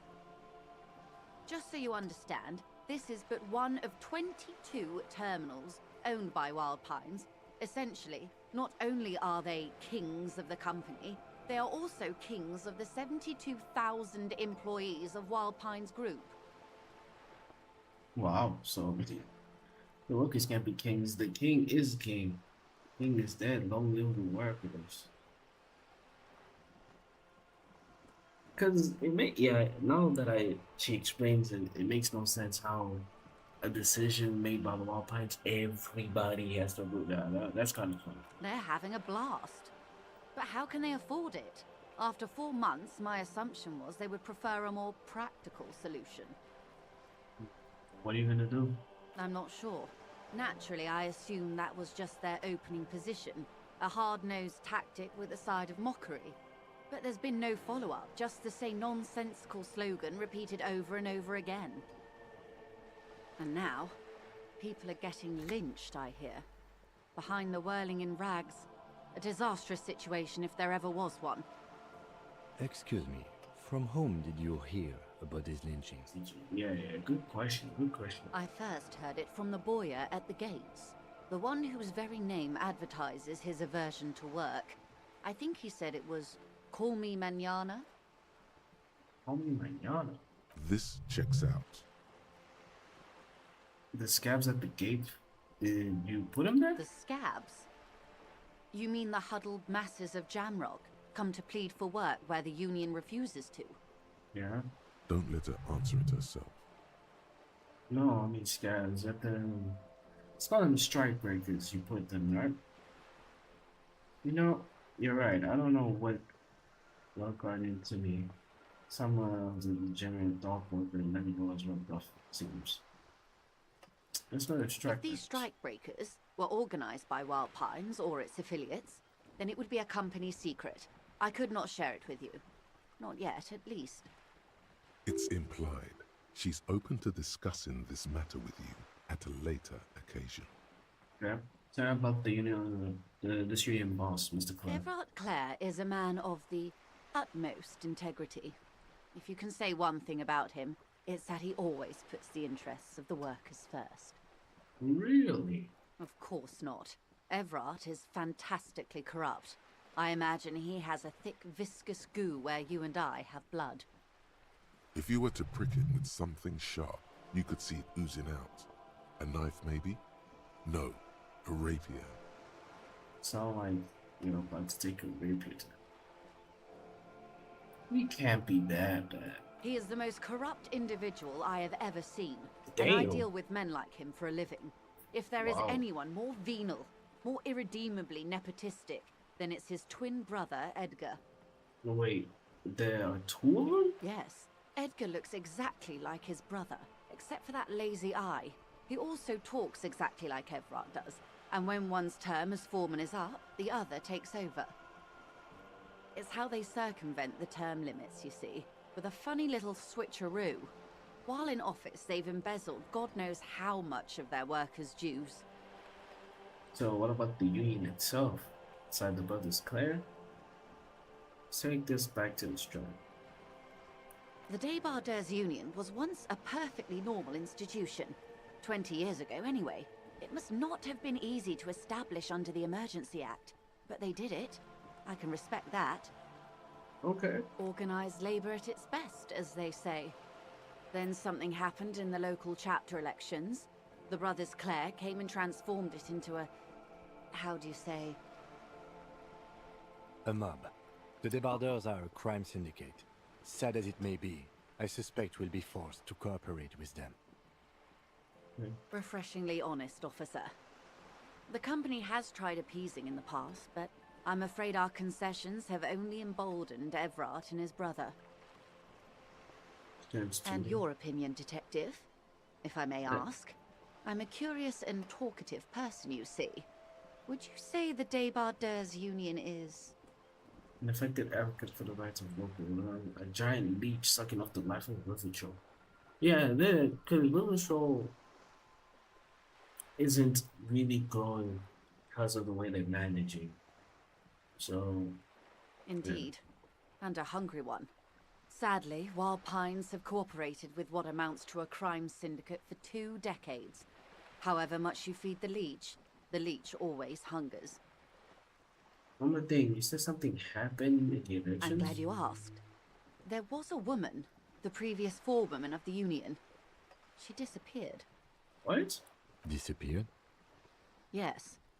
On the last day of the local chapter elections, her daughter phoned in and said she wasn't running anymore. Or coming to work. Ever. End of story. This fool, her name? Was forewoman her name? Sadly, the company records do not even give a name. She's just forewoman in private correspondence. Holly. I don't even know if it's a sir or given name. And I don't have access to the Union's files. So... she might be the same person that might have called when... Nah, that's impossible. Nah, that's impossible. Yeah. Downright haunting, if you ask me. The Wild Pines suspected foul play, but what could they do? It was a Union matter. The point of the presentation is, these kinds of things happen around the Clares. Watch out when you're dealing with him. Thank you for your concern, ma'am. We'll be just fine. That's all I need here. Let's change the topic. Of course. How else can I help? Okay, that was all about the strike, the past and all that. I think I'm gonna ask him to just break it down for us if possible, to make it a little bit easier to understand. What can you tell me about this lynching? Quite a few things, I'm afraid. Ooh. The information I'm to share with you includes sensitive trade secrets. For the sake of my employer, I have to ask for your names and badge numbers. Oh no, I don't have that shit. Of course, ma'am. We should have introduced ourselves. I am Lieutenant Kitsuragi from Precinct 57. And this is my colleague from Precinct 41. I'm afraid he doesn't have his badge at the moment. I hope mine will suffice. How curious. Why is that, Detective? Remember when my partner told me I recently suffered from an unusual medical episode? My lost badge is made. So. I see. So, are you saying you lost your badge during the course of this episode? It's possible after a night of heavy drinking. Let's not say that. I could have eaten it offline or I don't know the thing. It's wrong to say. Yeah. I can't hear you, darling. Speak up, please. Oh, fuck's this, please. Fuck off. Yeah, after a night of heavy drinking, I lost all my memory of my life in the world. Oh dear. Some kind of encephalopathic amnesia. I don't even know how to respond. I do believe you, naive as that may sound. I simply can't imagine what you gain by faking such a condition. As I said, ma'am, his technique may be very unconventional, but he is an officer of the RCM. Of course, I sympathize, but I'm afraid I simply can't share anything more until I've seen that badge. Okay. She's a professional negotiator. She should be open to some sort of mutually beneficial arrangement. How do I negotiate my way out of this? Just try it.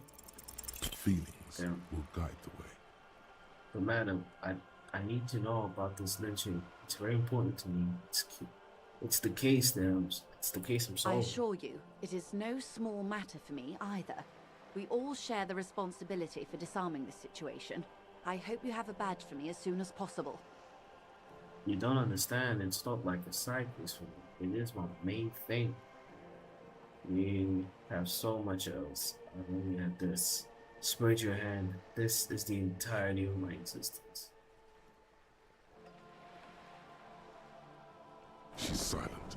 The wind flaps the sail above her. This boat, for example, and a home somewhere. Only have this case. Officer. Ooh, officer. Ooh. I don't remember anything except this. Okay, let me just heal.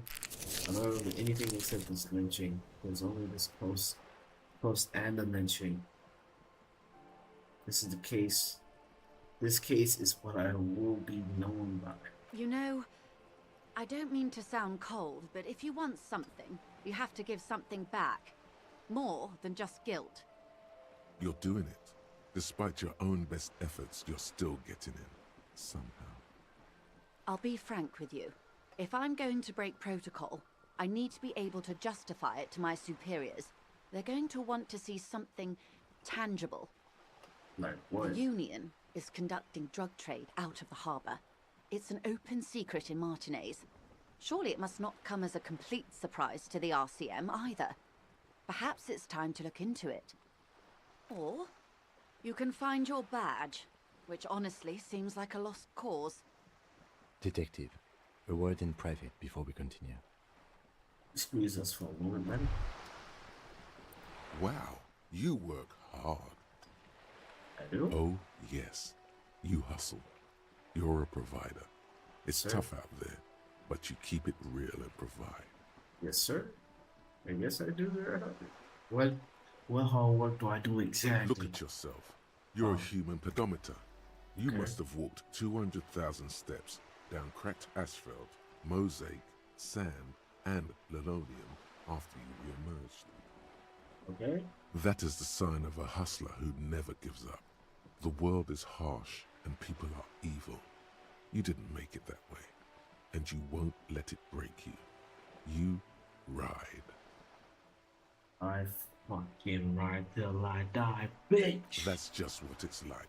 Life and death. But you got gills on your side, baby. Got those black papers with the faces of the innocents on them.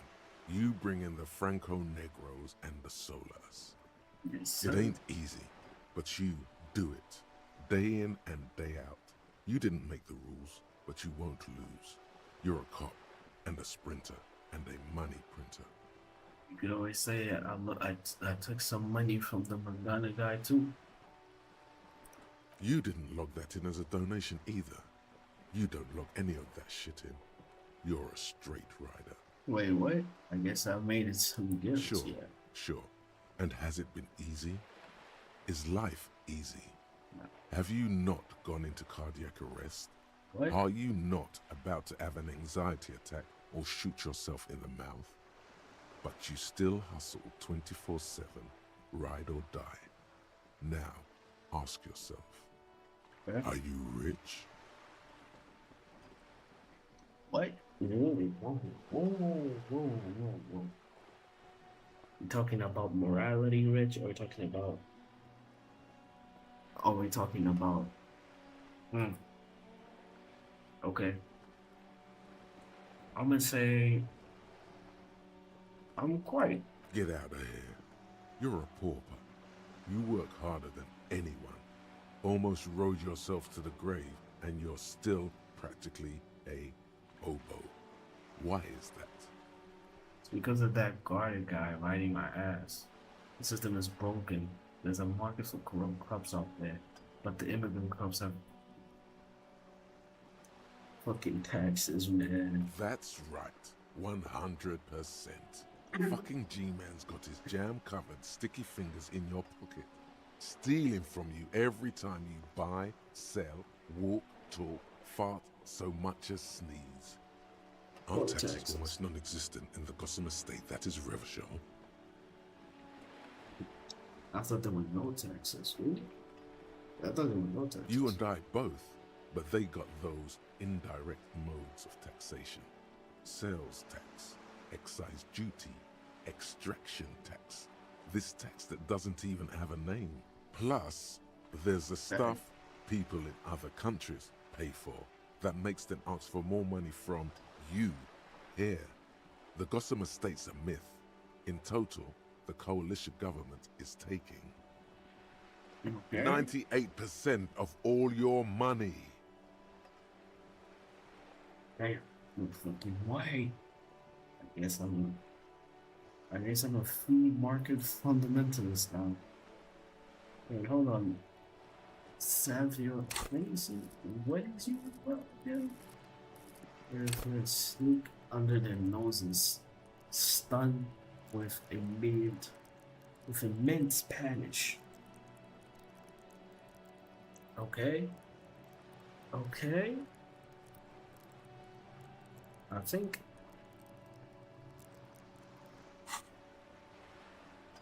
I guess I'm a free market fundamentalist now. You know what? Because everybody solving my money problem, it's only making me into the free market type. As much as it is hyping me out, as much as it did start like, wow, you work hard. Yes, you hustle. It's like one of those people that are hyping you up and it's just like, hey, you work hard. You know that? So certain things, you know, the government's taking all of your money.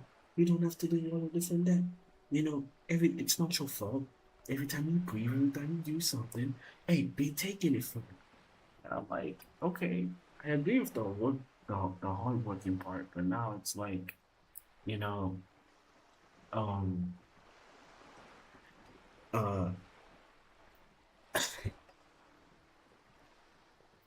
I just can't take this serious. I just can't. I can't. I am a hustler, yes. I'm fine. I'm basically doing I got 14 real. 14 real in my name. Like, I found items that could help me if I can sell them on the pawn shop, if I can find a pawn shop even. Now, would I say I'm a market fundamentalist? I'm a free market fundamentalist. Because it doesn't make sense in a way. But also, according to what I've been doing to my character, we can sort of define who we are. So, I'm sort of indecisive here.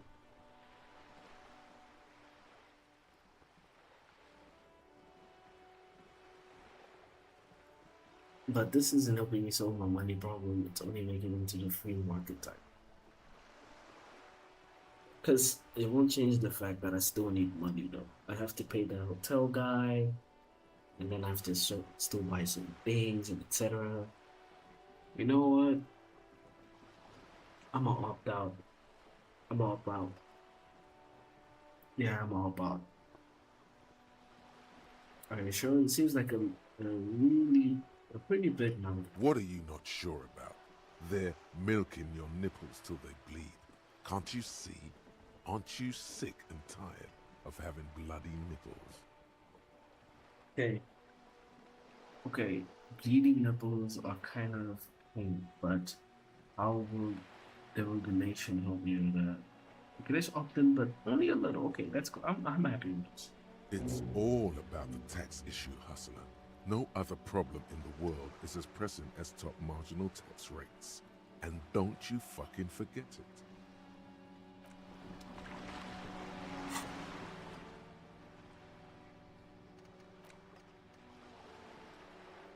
Taxation.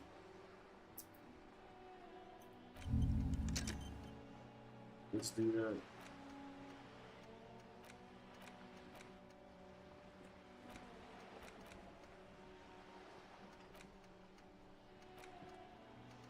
Let's do that.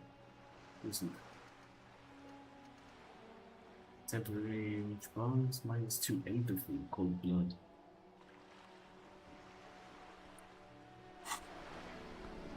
Wait.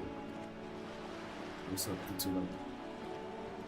This is not going quite as I hoped it would, Detective. Lieutenant voice hushed. Honestly, I was expecting you to use your unorthodox technique to keep her off balance, and not volunteer us to be her henchmen. Also, we're henchmen. This woman is running circles around us. She might have known about your misplaced badge all along, or she's simply an adept improviser. Either way, we've played straight into her hands. I really thought it was going well. Maybe this is all her plan. She might have heard about you. You must have had more ears on the ground. She could have known about my condition. What do you propose that we don't investigate the drug trafficking? Could just, follow that. Oh, that would be fantastic, but do we have the time? The world is large and your badge is 8 by 6 centimeters. Damn. The situation might have changed drastically by the time you locate it. Time is of the essence. You could request a new one from the station, but that would literally take months. You propose that we don't... What do you propose? That we don't investigate the drug trafficking? No. If there is reasonable suspicion, we must investigate.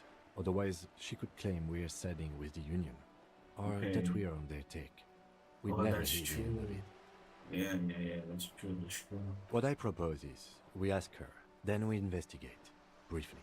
But do not share the outcome of this investigation with her. We tell her it's done, and demand for her information on the lynching.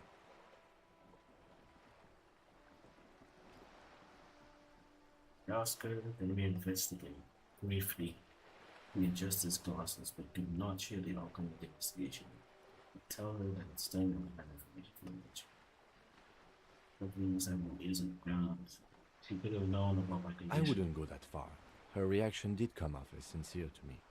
I think she's just quick to adapt. She's a professional, after all. I accept that too. So we're gonna tell her, hey, we're gonna look this up. We're not gonna share the outcome. You're back. Good. What can I help you with?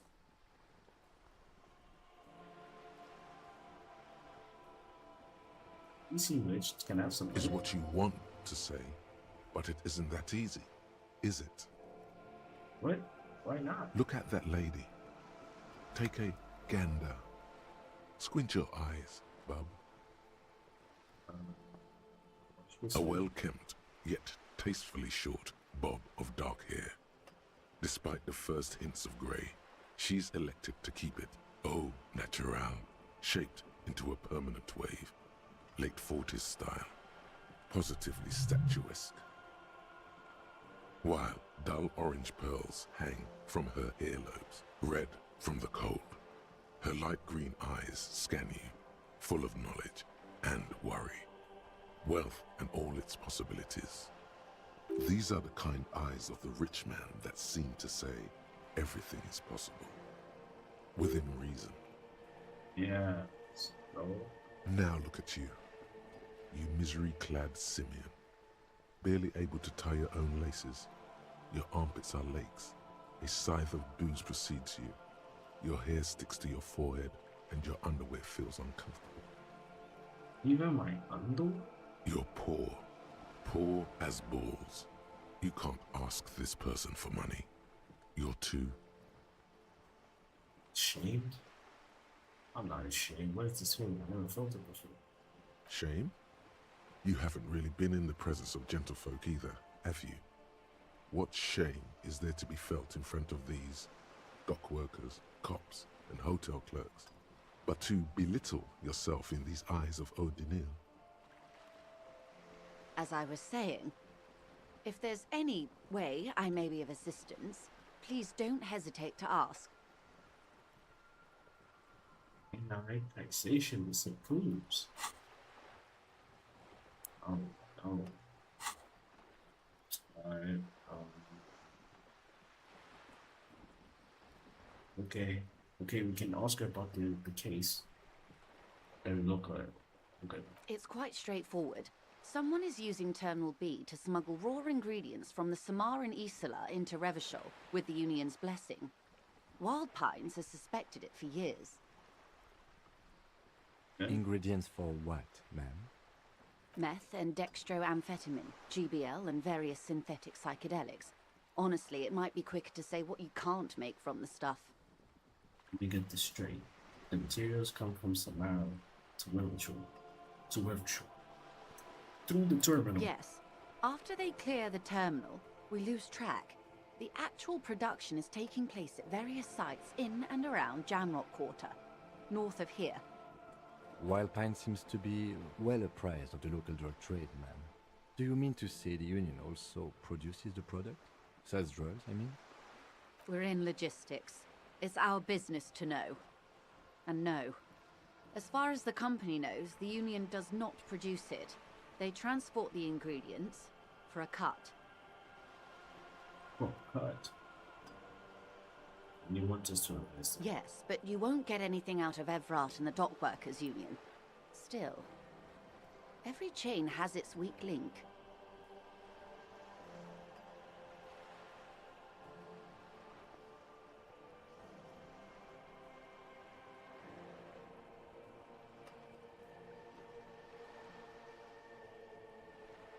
That is interesting. The handoff. The motor lorries at the roundabout. Not going to need both colours for this? Unlikely, officer. I'm talking about the lorries. Once the ingredients reach Jamrock, they're distributed to a network of local manufacturers, well beyond our grasp. But in transit, they may be vulnerable.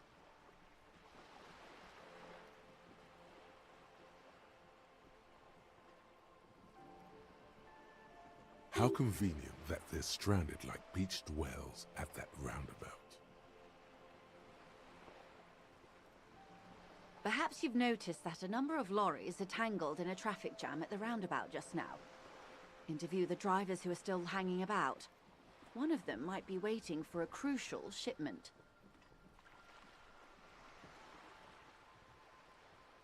Her irises are light green, like the river Esperance in bright daylight, upstream where it's clearer.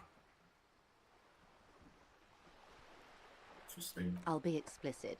If you find this driver, I will share company secrets with you.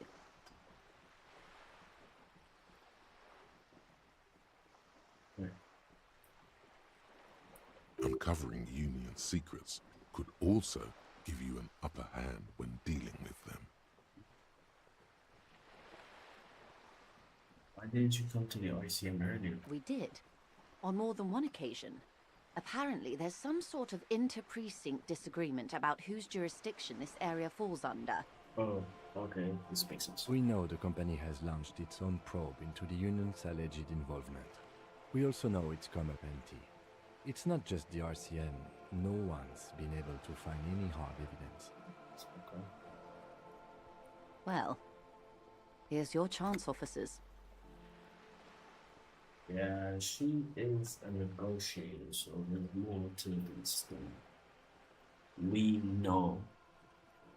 There's more to this. There's something more that she needs from us. It's no coincidence that the wolves are stranded there. No. We asked East Motor Track to raise the drawbridge. The road company is a partner of one of our subsidiaries. However, this is a limited time opportunity. Once the complaint has been processed by the trade committee, they'll have no choice but to lower the drawbridge, and the operation will continue. Thousands of litres of raw ingredients will pour onto the streets of Revachol. Not the east across the river, but the west. The vulnerable, the weary. Well, at least this solves one mystery. What is that, Lieutenant? Why I had to call East Motor Track and beg them to open a drawbridge for me. I'd wondered since I first drove in, on my motor carriage. I am sorry for the inconvenience, Lieutenant Kisaragi, but we need them trapped here. This is a unique opportunity. I'm sure you understand. See, what proof do you have that the union is How do you involved? think they're financing this strike? There are thousands of unpaid dock workers going strong for the 4th month straight. There was a shakedown of local businesses preceding the strike. Many were squeezed to bankruptcy to fund it. Oh, so that makes sense why so many businesses are succeeding around here. Okay. With all due respect to these desert cacti, the contents of a few cash registers cannot provide for 2,000 men. The local businesses can scarcely provide for themselves. So you think the strike is being funded with source ingredients for drugs? Precisely. Smuggled out of that very gate at night, most likely, then loaded onto lorries and driven to Jamrock. You simply need to find one driver who will open up to you. Already have some suspicions in this person at the ministry. Okay, I made up my mind about the smuggling investigation. Yes? We'll take this case. Hope the driver see what he wants. Sure. Excellent. According to my reports, there are at least 3 lorry drivers lingering near the roundabout. Hopefully one of them will know something. It may come to nothing, or it may just blow the case wide open. I can keep the drawbridge up for a few more days at least. You should have the time you need. In the meantime, let me know if there's any other way I may be of assistance. Of course, Detective. Take care. Okay, so for now, we got a lot of information about the strike and everything else. Let me talk to Kim to see if he can brief. Yes?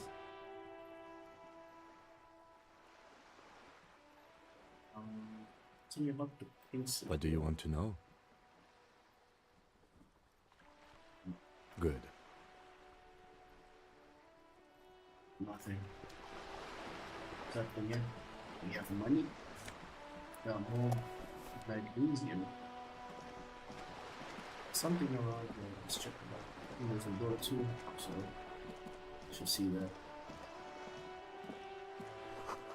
Inside the frame of the motorcycle and the motorcycle in the pay, the tools, shoot this door. Ooh, can enter it. Excuse me. Give me a moment. Nobody is leaving on the room. Her knuckle is white as bone. She seems to be having difficulty breathing. The cold never does any good for my bronchitis. She seems to do the kitchen.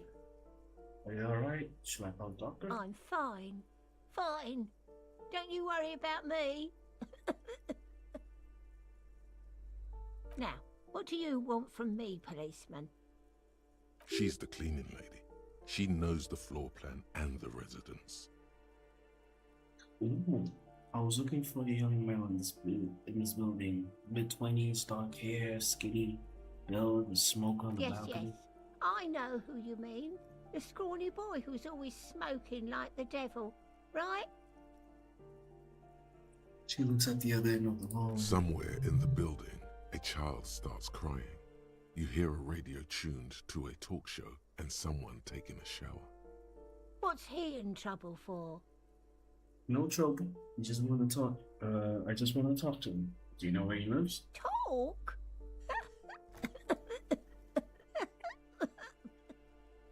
Damn, baby, calm down. What was so funny about that? He lives upstairs in room 28. Go to the balcony. It's one of those doors there. He's usually home in the evening. Thank you. We should go check out his apartment on the balcony. See if he's home. Alright, thanks. Alright. Let's go.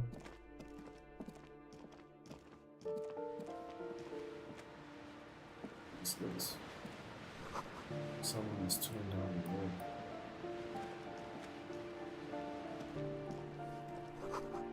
No food should be placed on the table. Check this.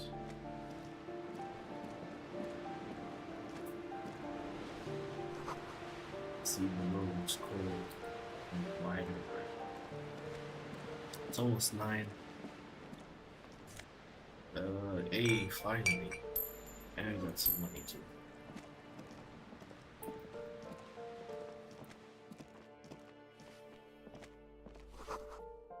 It's foreclosed by Martinez Reality Associates. So room 28.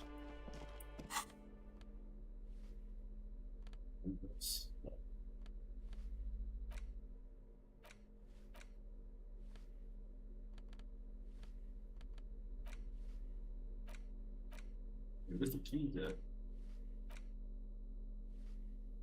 Oh, into room 1, into the bookstore, back door, and key to apartment. Okay, so I guess he lives on the keys that we got. Try to make sure that it's around certain context. See? We don't have money.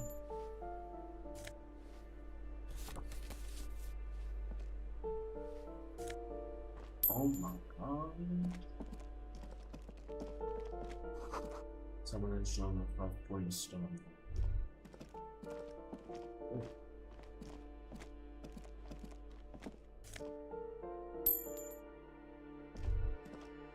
That isn't just a 5-pointed star. It's an inverted white pentagram cradled in a wreath of antlers. The iconography of communism, in other words.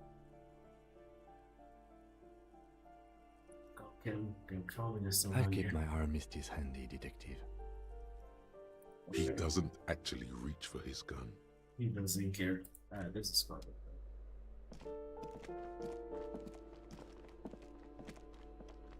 We'll need a... Got a little fit. Let me look at my board. Clothes. Glasses. Oh, let's put those. Put those. Oh, look at our boy. It's a todo pollo. Yes, sir. Yes, sir. Alright, let's keep looking. So we got a shirt rack, boots, some dark we got. Boxes full of cleaning chemicals, swells, laundry, detergents. Let's get to the balcony. Probably for you, Ricky. So, if I remember correctly, where's Gojo? Well, oh, Gojo. Nah, it's our character. Look at him. He added glasses, bro. These glasses here, the flip-up glasses.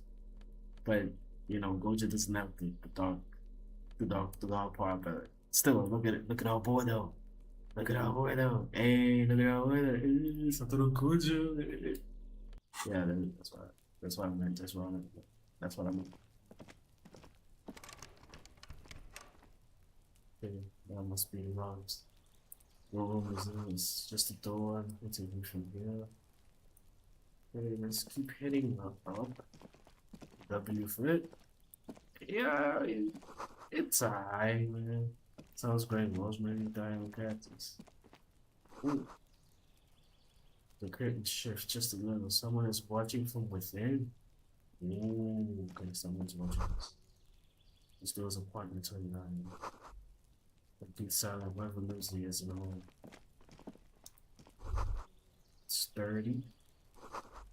Visit with them singing along to Williams.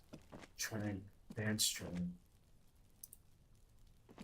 This door is made of metal 28. and appears to be reinforced. Someone here really values their security. Number 28. This is where the cleaning lady said the smoker on the balcony lives. Let's see if anyone's home. Knock on the door. No one answers. Looks like the young man we are looking for isn't home. I think our best chance to catch him is in the evening. He looks around, taking in the cold. We should return tomorrow after we have finished with our day's work. How about 9 p.m.? Sound good? Here. Tomorrow, 9 p.m., right here. Apartment number 28. Good. Let's go. Damn. Turns out it's quite tricky finding someone in a big apartment building. Don't worry. You'll get him. Remember, tomorrow. He's probably gone for today. He wasn't joking about that either. Record box full of cigarette butts and electric wires. Anything else we can interact with?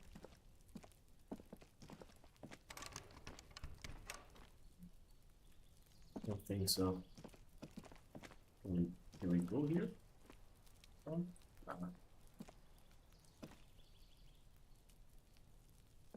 there. I think there ain't anything else that would matter. Money. We need money. Hey. Reflection answer the missing pets are placed on top of each other. So I'm guessing, okay, this is the exit for that, but we need to come back here and try again. Actually, let me heal. Let me heal.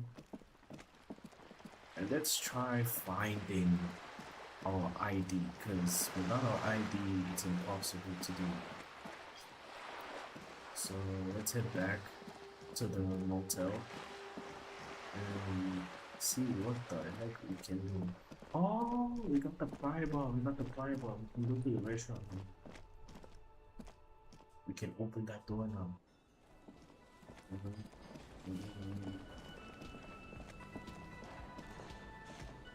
You see a heavy steel door with a prominent dimple lock. It's painted blue. The door does not budge. The cobalt blue surface feels rough to touch. The stainless steel door is flush with its frame on every side.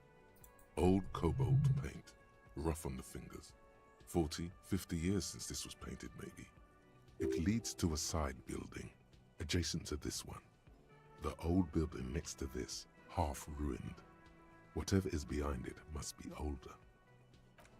Let me equip the crowbar, because it's a tool that we can use only when it's in hand.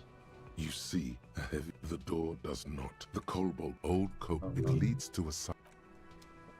Doesn't work. Okay, I believe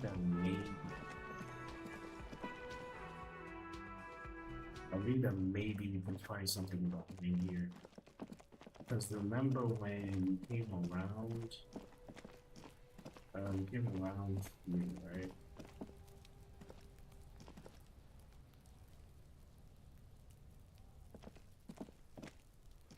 We zoom out a little. There's a little exit here. And this is like next to the... Oh no, this is the same building. Okay, so this is the same building. So what I'm gonna try and do is enter here. Let's enter this and let's enter here. Let's try and get our code.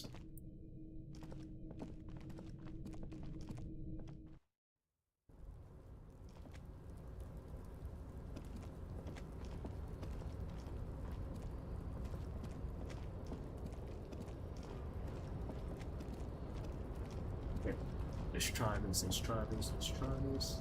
The tarpaulin cloak with possible RCM markings is still caught on the railing. Okay. Yeah, not right now.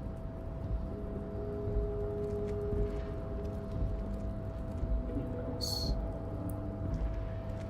For now.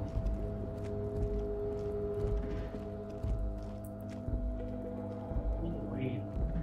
What's that?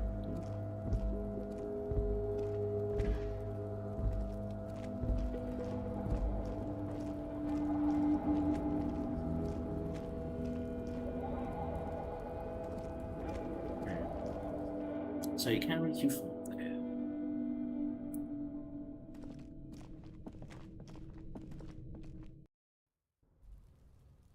It has to be a way to enter this place, so at least the building. Hold on. Let's go back to that store up in front. Talk to that cashier lady. Let me remove the mobile for now. I don't really need it.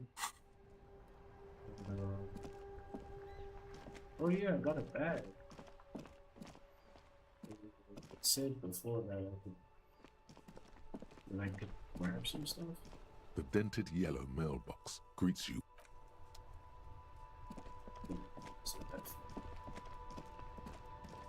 So we're trying to find a building next to this one. Which is this one, Fritz.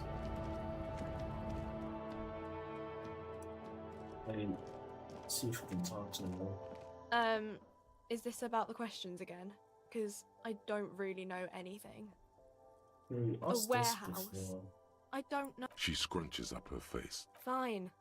Frit doesn't have a warehouse. Just a little back room here. Okay? Wait, can we enter that door? But since we're already here, we might as well get some items. A small cabinet on the wall is filled with various medicine bottles, nasal sprays, and blister packs. They all bear the Saint Baptiste Pharmaceutics logo. Let's get some. Did I mean? Okay, here. I hope Saint Baptiste makes you feel better or something.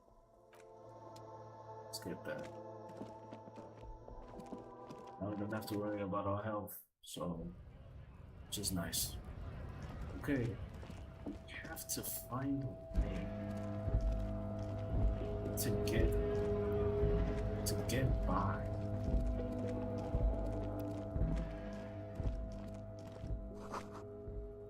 Oh, once for winter, please use the main entrance. Maybe there's a way inside of the motel. Talk to the man. Yo, what's up, my boy Gart? Oh, I saw another thing. Another thing? Great. I love those. No. Yes? Okay, so can't really do that now. Unless we find a way. Let me ask her. She might know some. The door is closed. There is no answer. You hear the shower being turned on somewhere inside. Still no answer. I'm not trying to bother. If she's taking a shower, she's taking a shower. There's gotta be a way to get to the roof.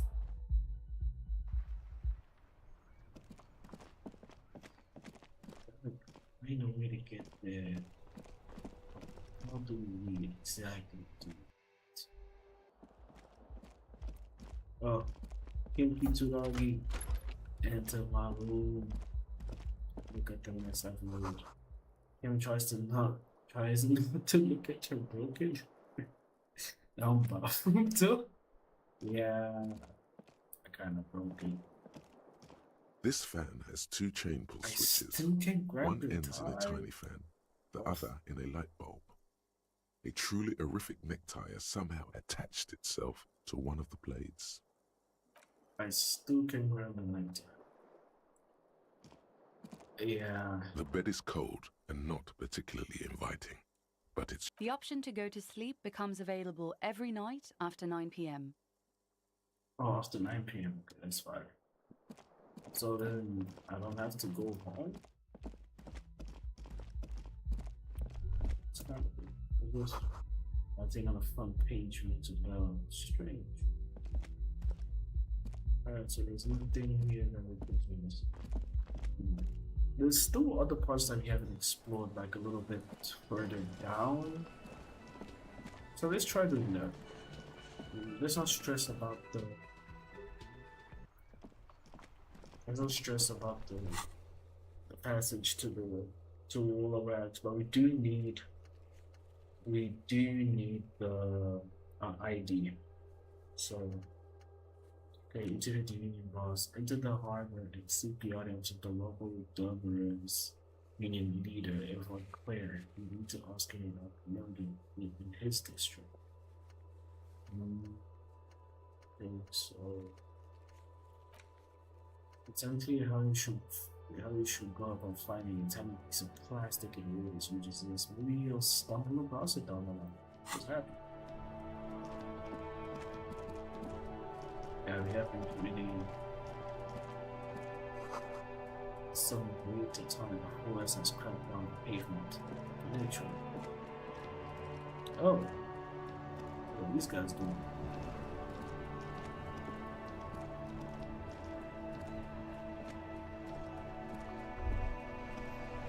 Life doesn't need to be a struggle. He covers his mouth to hide a burp. I'll be with you in a moment, officer. Let me just finish my sandwich. Talk to Angry Old René first. Angry Old René first. Oh, cool. Have you no shame? Whining about your back every time you bring out the measuring tape. René, you're a man with a fork in a world of soup. Please, let's just try to enjoy the game, alright? This one's still chewing on the sandwich. I'm trying to, but you keep breaking my concentration. You're old. I can see that. We're both old. Now stop grabbing your ass like it's a girl. These manly men are playing balls. This is a ball game. Grab a ball and play it. Don't ask questions. Shoot first. Ask questions never. Okay, what is your thing? Flex powerful muscle. Enjoy healthy organs. Oh, so you the army, okay. Should I ask about the game? What the game is? What? English. Shouldn't I ask what game it is first? No, you got this. There's the ball. You're the game. Whoa, whoa, whoa, whoa, whoa, whoa, whoa, whoa.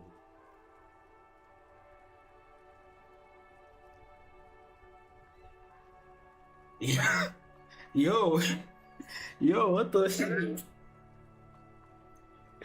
Oh wow, I didn't know that that the bot would. Okay. Oh wow. Yeah, chill out. I guess. Yeah, that's crazy though. A moment of your time, fellows. Don't get involved in the game. You know what? Let's observe them first. Your munching and complaining have ruined my concentration. The man throws a metal ball towards a smaller wooden ball in the sand. Could the objective of the game be to throw the metal ball so it lands by the wooden ball? Ah, mon Dieu. The pain in my back is unbearable. I can't even say if it's in my back or hip anymore. Feels like it's in both. I hope you pass out from it. You goddamn jellyfish. Damn. Men like you are the reason this nation is sinking. Damn, you both hold the damn. Trying to throw something as close to a predetermined point as possible. Measuring. This must be the age-old game of petanque. Shush. Ignore them. They don't know what they're doing. They're old. You are letting down yourself and the team. Get in the damn game already. Wait, what team? Doesn't matter what team. Pick a team. Any team. The blue team. You're letting them down. Get in the game and throw the goddamn ball. You're so mean to me. Eyes on the ball, Dinky Winky.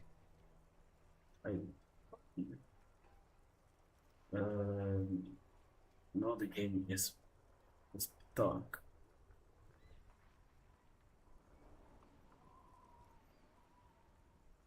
Okay. Damn. Okay, well, I fucked that up. How am I gonna screw this?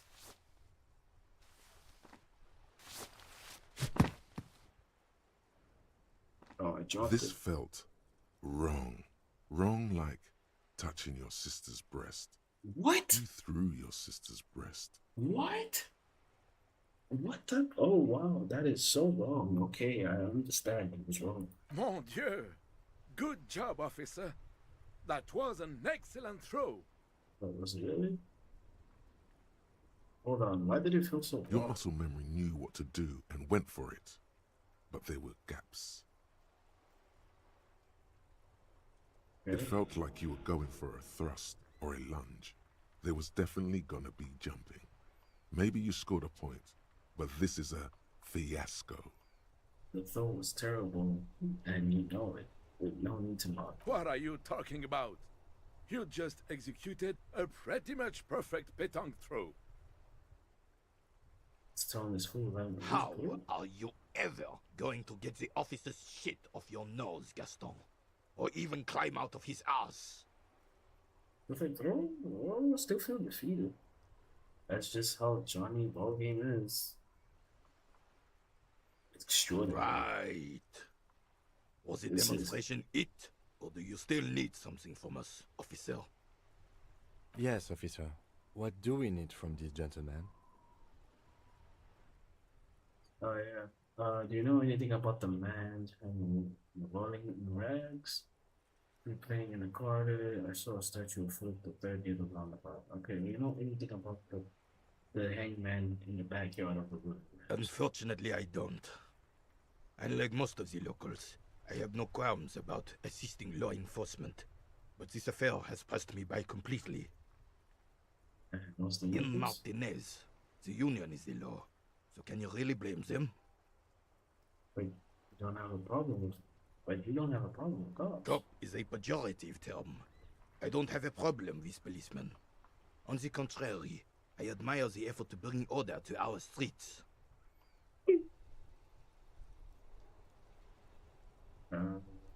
He doesn't know about the crime. Your time is better spent discussing politics. So again, you don't know. If I knew, I would not be afraid to tell you. I simply don't. I'm an old man, not a coward. The daily business of the riffraff no longer concerns me.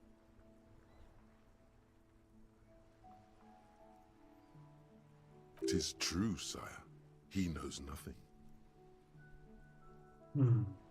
Thank you for your time. As you turn, a bright light catches your eye, making you squint. From a distant sunset, a stage light, flash photography, nowhere in particular. It's just what superstar law officers do. They squint at lights, and they solve shit. Oh, you're a superstar. Law officer, since they sound really good. Yeah, that's me. When establishing my superstardom. Yeah, you have. You're a big dick cop, Dick Mullen, Salam Rocky Baye, badass on the edge disco cop. Time to recede into a ludicrous fantasy world. Here we go. Camera, lights. Wait, what was that about the ludicrous facts? Yeah, you know. Beneath it is just heartbreak, a pulmonary tract infection, atherosclerotic disease. This is where you say action and reconceptualize all that. Reinvent it as the world's first celebrity police officer. This is the beginning of your legend. Nah, I'm pretty downbeat. I don't say fucking action. With a sudden flash, the world freezes around you, and you along with it. In an iconic monochrome solution, a black silhouette against a rasterized orange world. It's on. I thought he was some kind of superstar. First, let's make this absolutely clear. No one is saying that you're an actual superstar. With the groupies and cocaine, riddled with hepatitis C, sharks in a Leonesque pose with a my kind of way, not a Gillian Million or Davy Lewis, no.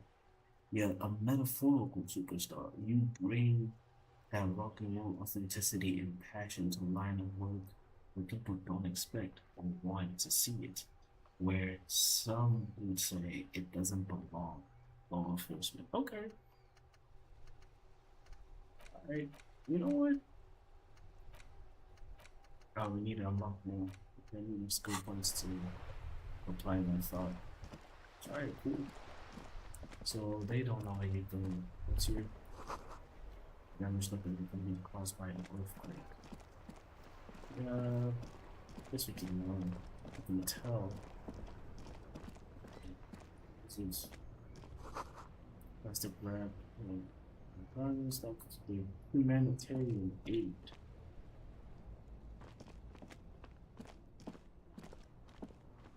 Let's open this though, since we can enter it.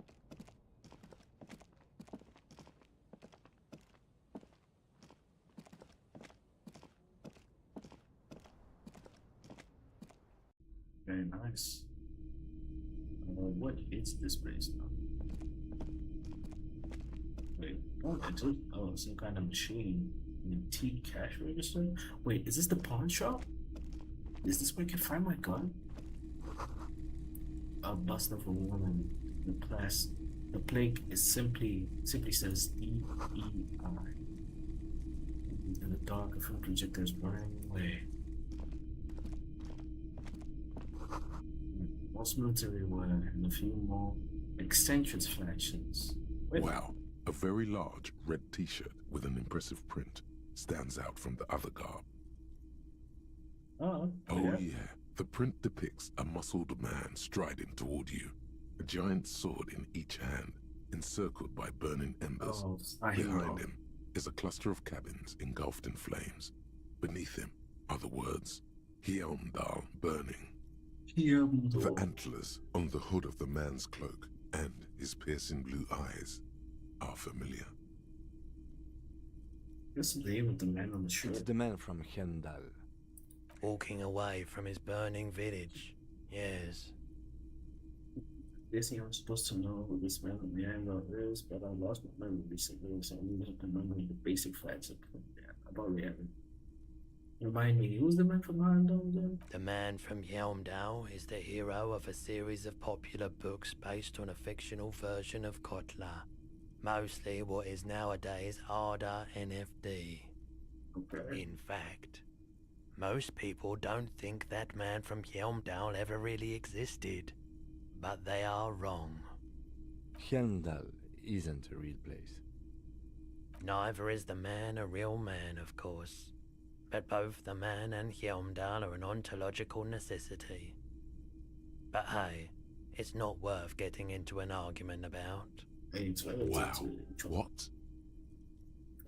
Don't think too much of it. How much are you saying it's 2 real. 2 real? That's dirt cheap. Can't you just give it for freedom? But why? Because I'm a broke cop with Snnr. The man of Hjelmdal is a superstar. I'm a superstar. It would be perfect. Perhaps I could repay you in some other way. That sounds like you're willing to. Oh hell no, man. I'm a superstar, bro. I suppose that makes sense, yes. Please go ahead and take it. Welcome to Hyomdal. You got a shirt for free. It's because I'm a superstar. See, guys? Ooh, physical instrument and shadows. I don't know about this. Maybe remove the jacket. Nah, but then people won't know that I'm a cop though, so. Until we find a better fit, we just gonna keep it like this. We could literally have worse. Maybe let's talk to this guy. It's not often that I see officers from the RCM in my It's a pawn shop, yes sir. What can I do for you? Okay, sorry, I feel like I'm interrupting you. Check your head. It's shameful how insufficient the cops' presence in these spots. Now that the RCM is here, tell me, have you had any trouble with it? I haven't had any problems myself, though some of my customers have complained about inconsistent law enforcement. Who are your customers usually? All kinds of people come through here. Locals, travelers, people looking for a deal, people looking for a keepsake, people who are terminally bored. As you can see, I have a wide selection of goods for everyone to choose from.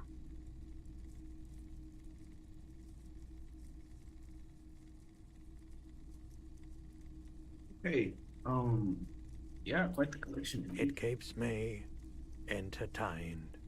And you don't sound entertained, brother. He's well composed, but underneath it you sense psychedelic processes bubbling. Some kind of drug, maybe. And that your chemistry is real high? And if yes, then what is in your arm? Feeling warm and enthralled by the movement of light, while the mind continues to race forward. Lucky bastard. He's probably on Parolidon. It's tough to come by on the street. Oh, no.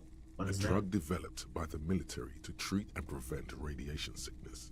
It has psychedelic side effects, and it makes your eyes turn yellow.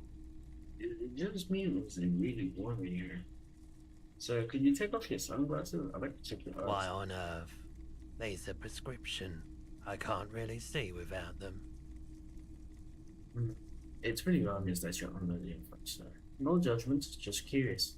I probably did loads of fire alarm before I lost my name. Chill out, man. I'm a chilled out cop who just wants some of what you're having. Weak. I don't know. I didn't mean to explain you jump the subject and you don't want drugs.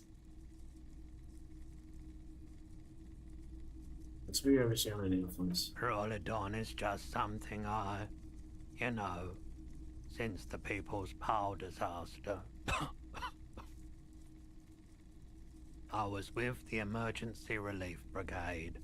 Had to take it for radiation sickness.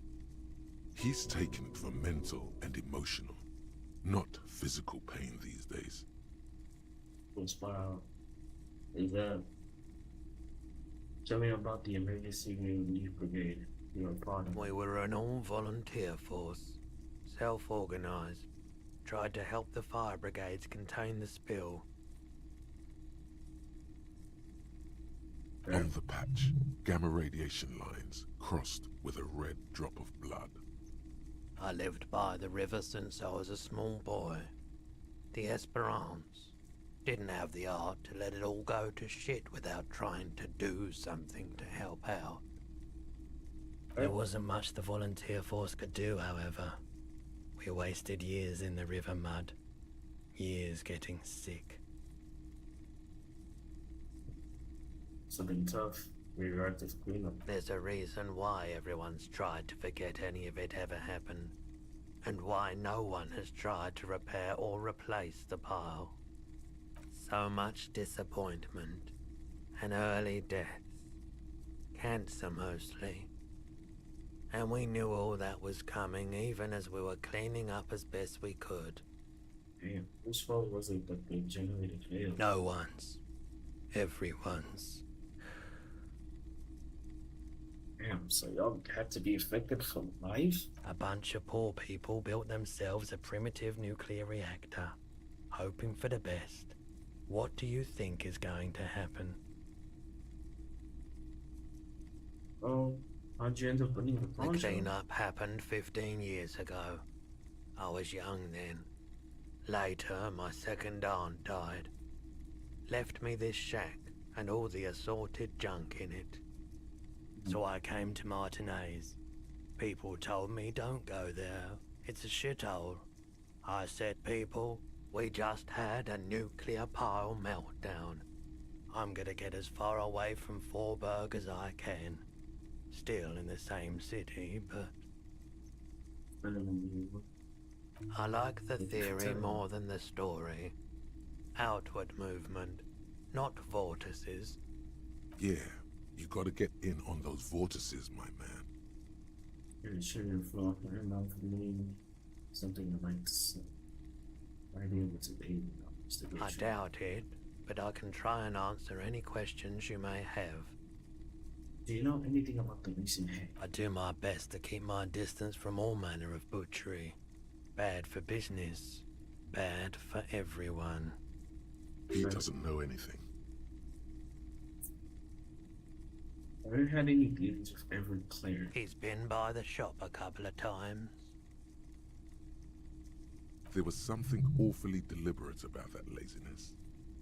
Why do I feel like you don't want to talk about it? You know, They weren't the most pleasant interactions. Small town bigwigs always want everyone to play a part in the play they're staging. But I bowed out at some point. I prefer to watch from afar while the bigwigs come and go. I heard the foreman before the event disappeared. It was all very strange. That forewoman was more pleasant than Everard. But I guess it's all the same in the end. Did he buy He anything? purchased a remarkably garish paperweight the first time he was here. Nothing the second. Did he discuss the business with He tried. Wanted to come to some mutually beneficial agreement around my dealings with the dock workers. Okay, I cool. So you don't know Oh, what damn, kind of sorry. arrangements he was talking about? Sorry, my bad. As I said, I refused to talk to him. That's why he came back a second time. That's also why he hasn't come back a third. He nods reluctantly. Actually, that's The all right. pawnbroker's gaze is already fixed on the Yes. dancing colors. By the way, do you happen to have any guns? Like ones carried by cops? Someone else came here earlier today asking the same question. I promptly sold her the gun you pawned a couple days back. Shit. This is a pawn shop, and it did feel as if you've met before. Oh God. Oh. The lieutenant shifts from one foot to another. It's Alert. like, oh no, is the buyer a policeman too? She didn't seem like a policeman, although she kept referring to herself as a pig, which was odd. I found her interest in the gun a bit obsessive, but I was just happy to get rid of it, and of her. Okay. Truth be told, she Tell me was characteristics. terrifying. Right, so let me get this right. You sold your sidearm, issued by the citizens' militia, and now a civilian is running around the streets of Martinez with it? There's only one explanation. She must be one of my rabid fans. In that case, she'll be happy to get a visit from us, if we can find her. Any idea where I can find this buyer? My apologies, officer, but I have no idea where she was coming from or where she went. Gosh darn it. A needle in a haystack. There is nothing you can do about it now. You'll just have to hope you luck upon her somehow. Wait. At least I know I lost.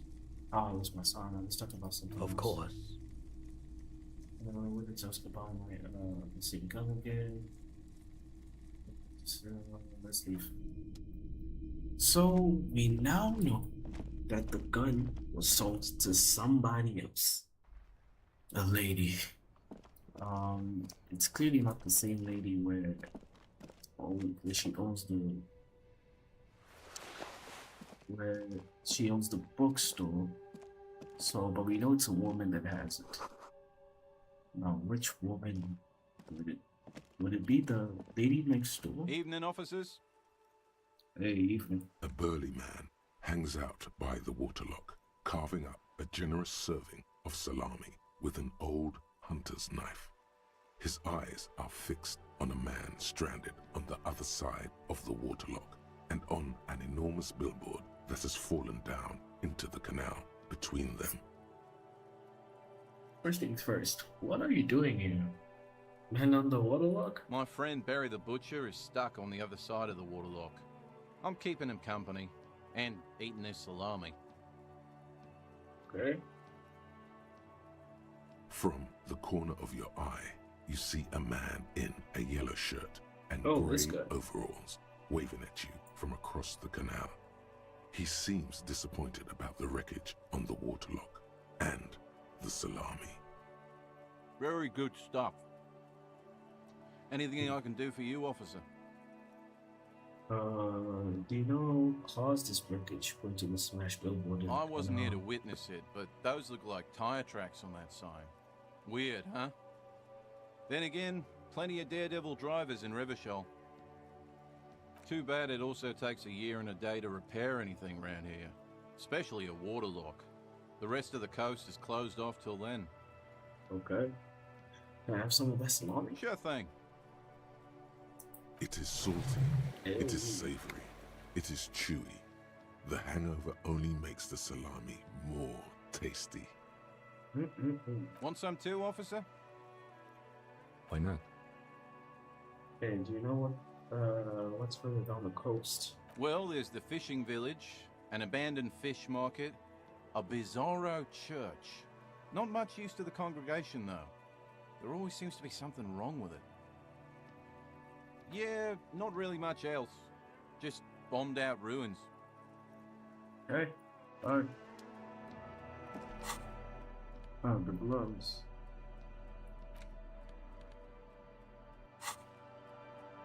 Okay, so about the gun. Keep looking. Maybe someone else knows something. Let's see interactions. The bridge. This is why the bridge is lifted.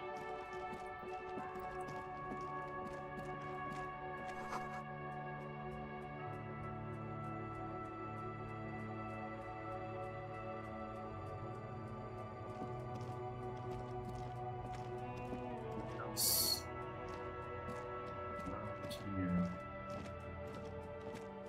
Delta Logistics Company. Yes. Get from people of 1%. Maintain goods, fish, not for sale. Before we talk to him, let's see around the town for a little bit. At least we've made progress for the gun, which is really good. Actually, let's see this area here. Never actually got to see it properly. Let's see what's up. Oh yeah, this is the...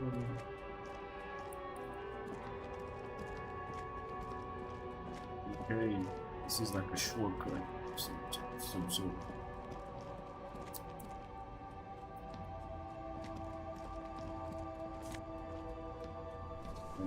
White tank top. That could be useful.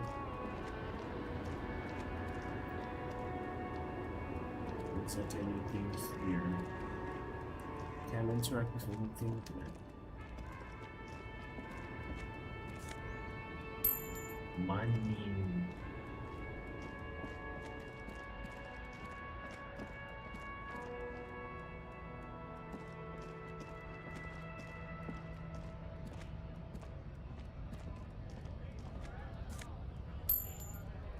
Money. Let's go. The about my Right rivals. to work! Right to work! Shame on you! To continue on.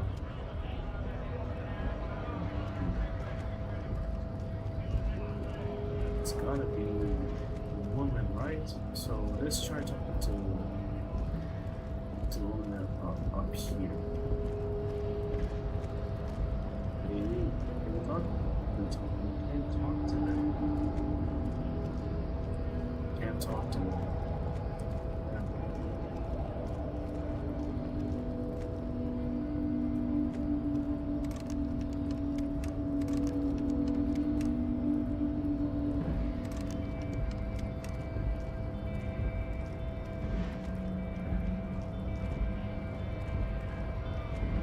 I guess getting past the man ain't that simple after all. So, what now? I sure the measure his thing doesn't go well for me. Did you mail that someone? Sorry. Busy surveying the situation. I'm sure you'll figure something out. You guys have all sorts of gadgets these days. Wiretapping, telescopic batons, futuristic circuit bending to infiltrate harbor machinery. Maybe you could even knock the Kvaltsen crane over using some remote controls. Or calling in tactical air support. You guys have air support, right? I'm pretty sure we don't. At least not on our thing. I get it. Hush hush about the secret technology. Alright, I may have some advice for you on how to deal with Jean-Luc there, out of solidarity to the RCM. It's low in technology, however. Yeah. First, don't fight him, obviously. Second, get him to share his theory by being subordinate. Admit your lack of expertise. Basically, grub him. That's how I do it. You're welcome. Maybe that would work. We'll have to see. I don't really want to do that. Well, the game auto saves. That's some problems that we need.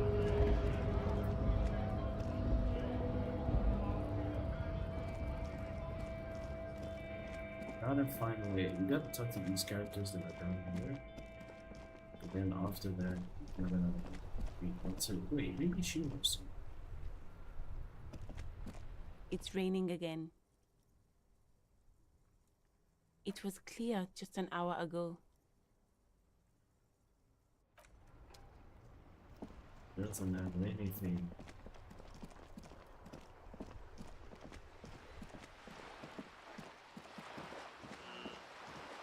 Wait a second. Could Claire have a gun? Hold on a second. Let me go talk. Let me go see this Claire. She might have the gun. She might have the gun. Huge emphasis on white. Huge emphasis on white. Hey, you. Hello again, officers. Have you come to admire my mural? What is with your eyes? Anyways, okay, let's ask this kid right here. Maybe it's something. Trying to sneak up on me? Alright, never mind. Never mind. Never mind on that. Never mind. But there's another spider in the hood that wasn't as well. It's a basement. It's locked. The box here has something. Money maybe? Which blunt on my hand?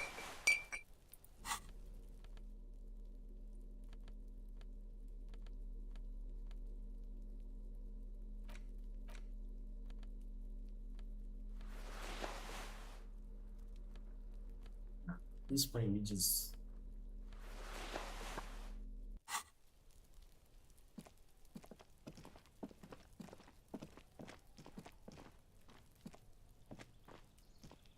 maybe we enter this building and do something else.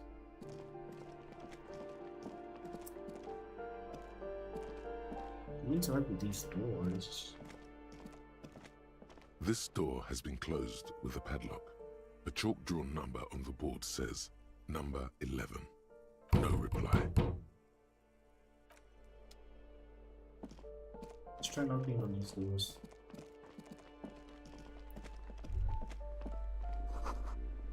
These shoes come in 3 different sizes.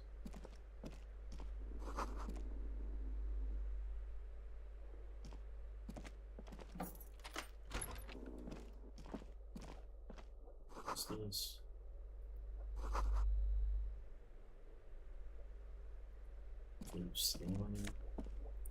Money. Open it. And got more. The alcohol. Very cool.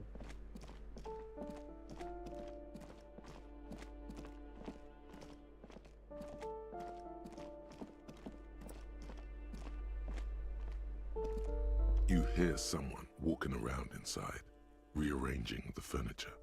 The number on the panel says 10. The walking stops abruptly, but no one comes to the door. A poor communard from the looks of it. The room is barely bigger than a closet. It's the police. No. Do I have to open the door? It's a woman. You hear the clearing of the heels again. It's on the other side. Did you have a warrant? I'm not obligated to open the door if you don't have a warrant. Let's go. We don't have a reason to get inside that apartment. It's generally easier to do things if you have literally any reason. But the gun.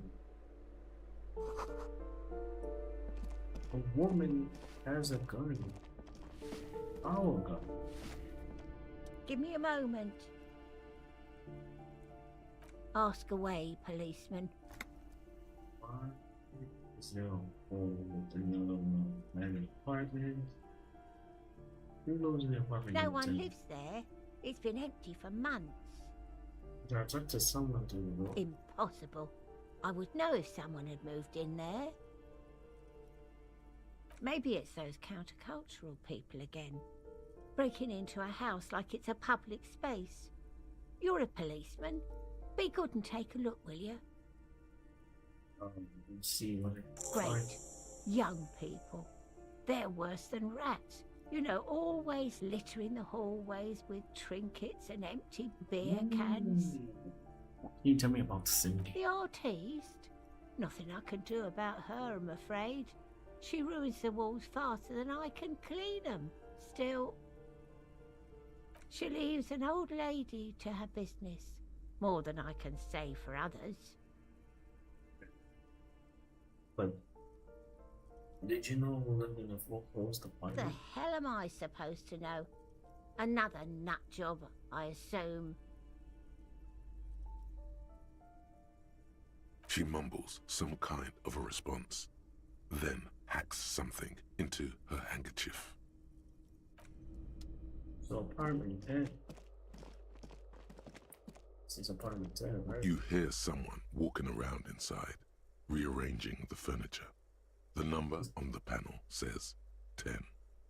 This apartment is supposed to be empty. Did you break into it? Excuse me? Of course not. You have plenty of reason to enter. I don't need to worry if I suspect it's gonna break it. Oh, come on. Yeah, there's a pause before you hear the door being Well, unlocked. that was easy. See? Okay. That was smart. Yes, sir. Thank you, Kim. Thank you, Kim. Thank you. Alright. Satisfied? My name is Marielle Charpentier, and I'm an agent with Martinez Realty Associates. I am not breaking in, as I have every right to be here. The keys, see? Boy, there are a lot of different keys there. More than 20 at least. And she got big ass teeth too. Do you want to see my ID as well? You can't legally ask for it, but why not? Want to see my residence permit too? I don't need your ID, it's just gonna need those two. Very well, but please make it quick. I need to be back in La Delta in an hour. What are you doing there? I need to get it ready for the next lease, but as you can see, the previous tenant completely trashed the place. Sounds like they knew how to I'm having a good time. It was some kind of a moribund old man who used to be a business owner. You'd think they'd make rent. She stops, hesitating. A sudden serious look crosses her face. This story didn't have a happy ending. But that was months ago. Anyway, was there anything you wanted, or is that it? I'm in a hurry. We'll live in a foreclosed apartment down the alley. Oh, that's another huge mess. The former tenant owes us 3 months of rent. 3. We closed the apartment and planned on auctioning off the valuables, but... What? And again, I have no idea how stupid mistakes like this can even happen. But Ron, when he came to close the door, didn't close the neighboring door. And there's a hole in the wall. A hole in the wall. Can you believe it? And then the tenant ran off with his stuff. He's gone. The money's gone. Just like that. The sum must have been puny. My money also disappeared, I think. I think I've been too.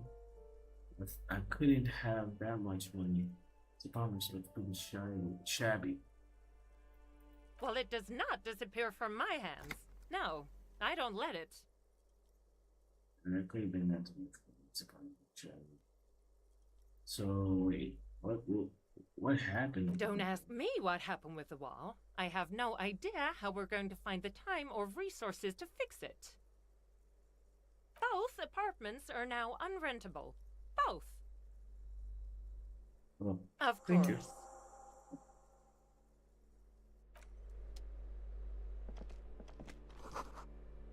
So you probably really see these box. You should see it. I'd be ridiculous if you can really swim.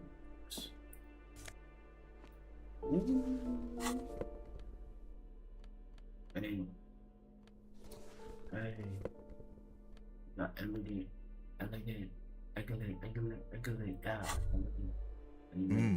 The luxury of fine things. Just look at those black monk straps. After spending an entire day hustling, who's to say that you didn't deserve a pair of ridiculously expensive shoes on your tired feet? Right. Beautiful things make people Beautiful happy. things give you a rush. It's power. Crafting your style, draping your flesh in silken leather, deciding how to present yourself to the world.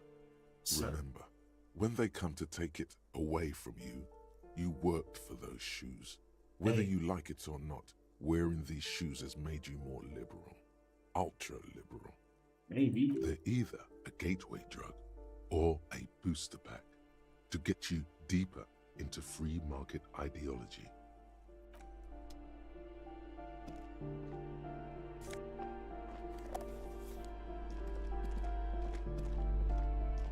Okay. Investigate the doomed. Search for the malignant entity places that she lives inside the chimney. Find a way in. A way in the chimney. I didn't find a way in the chimney. Wait. How much time I got? Hold on. Let's exit real quick. Because if we just have to go to the roof, then we can solve the case quite easily. But if not, we're gonna do it the next weekend or in the next episode. Okay, it's right here. It's right by.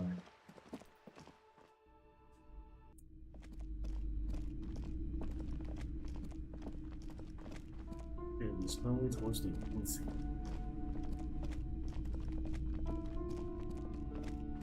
Let's go grab this. Tools, flashlight.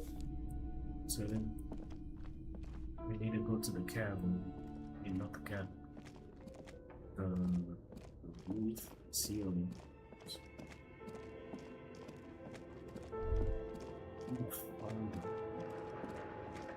Then come up here. So we know where to. Still haven't found the password. Because we can put right there. This is the basement.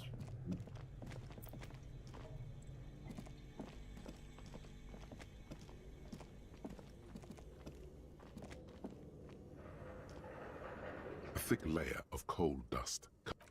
And I think here.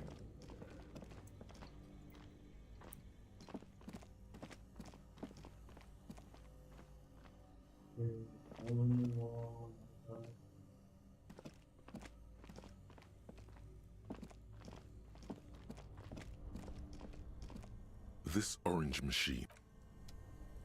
Maybe we turn off the red one as well. See Only the red cape and electric sizzle. The room is slightly quieter now.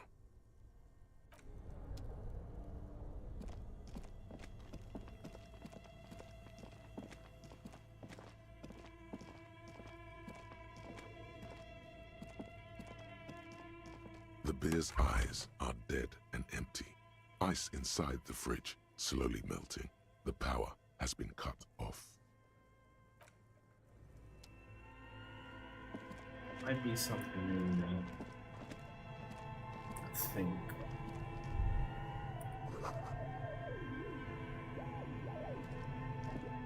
It's gotta be a way to the ceiling.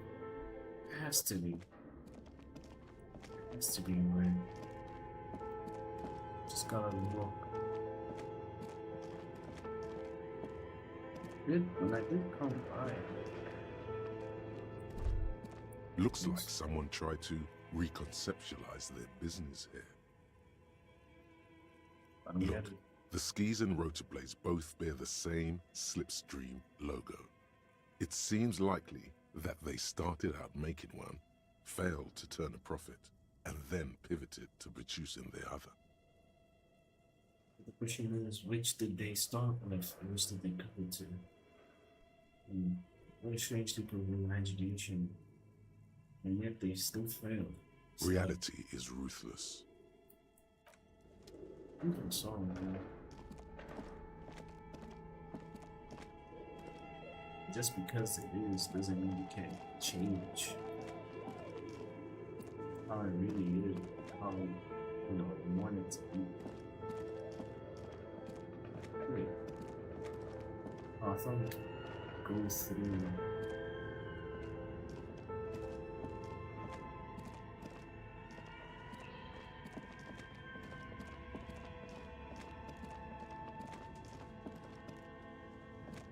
Just where is that?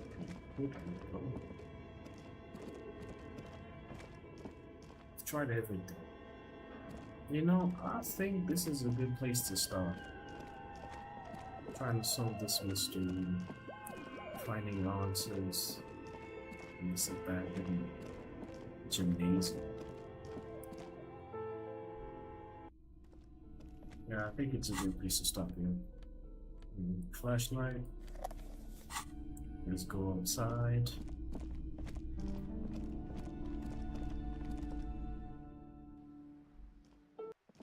Alright guys, so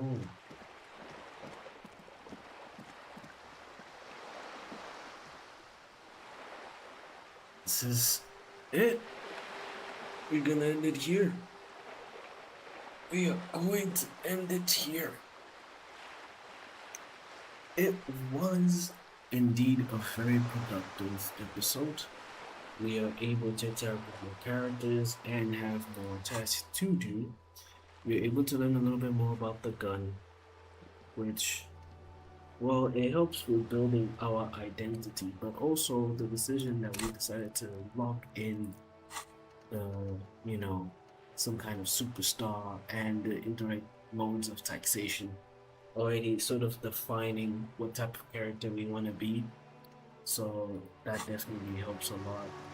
And we're able to get a new flip as well. Look at our boy, look at our boy.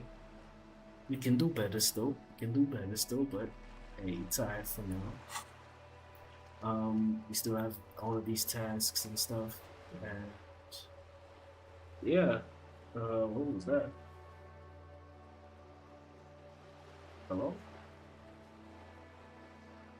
Red alert. Did someone subscribe? Hey, for whoever subscribed, thank you.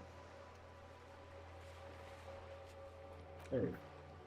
Anyways, yeah, guys, this is it for today.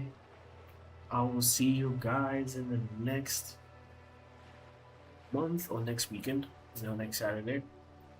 You guys stay safe out there. Take care of yourselves. That we're gonna end Monday, day 1 of Disco Elysium. This is the both episodes. It's just been day 1, 5 hours for each episode. This stream is almost it's not 5 hours exactly. It's 3 because I had some internet things. The internet was sort of or whatever. Yeah, we're gonna end it here. Guys, like, subscribe. Share with your friends if you want.